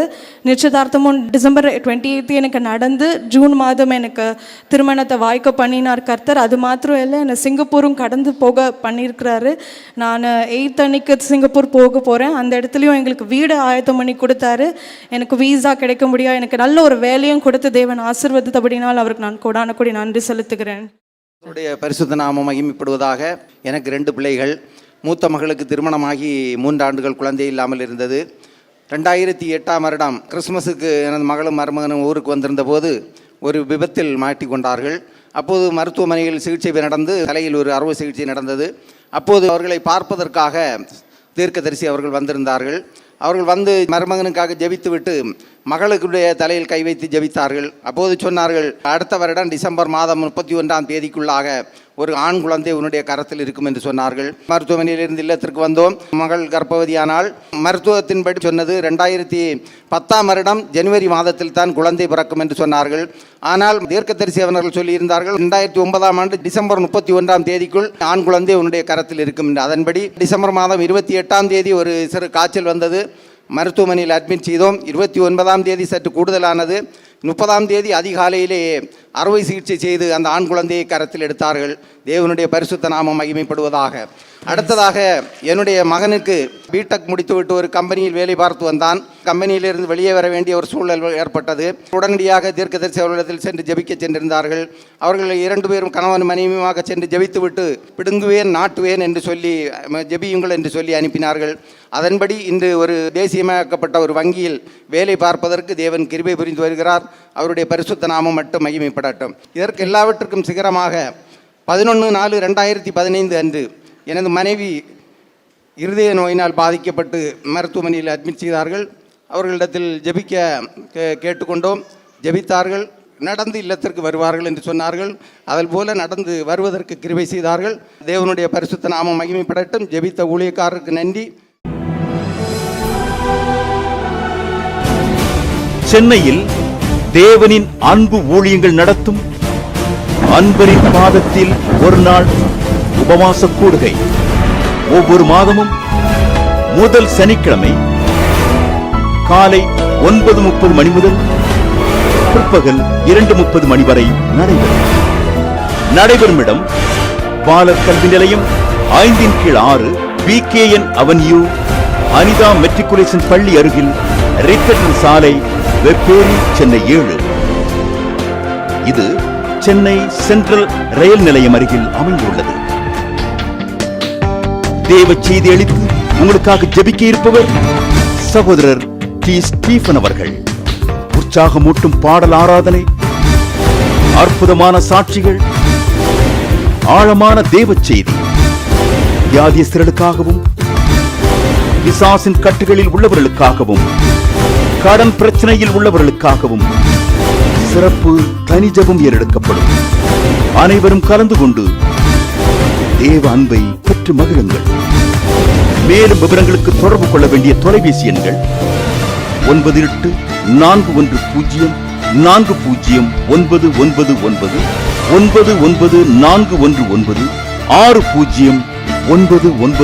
99160999 மற்றும் 9941960999. இஸ்ரேல் தேச புனித பயணம். அன்பர்களே, இயேசுவின் பாதங்கள் பதிந்த இடத்தில் உங்களுடைய பாதங்களும் பதியும்படிக்கு நமது அன்பு சகோதரர் சுவிசேஷகர் டி. ஸ்டீபன் அவர்களுடன்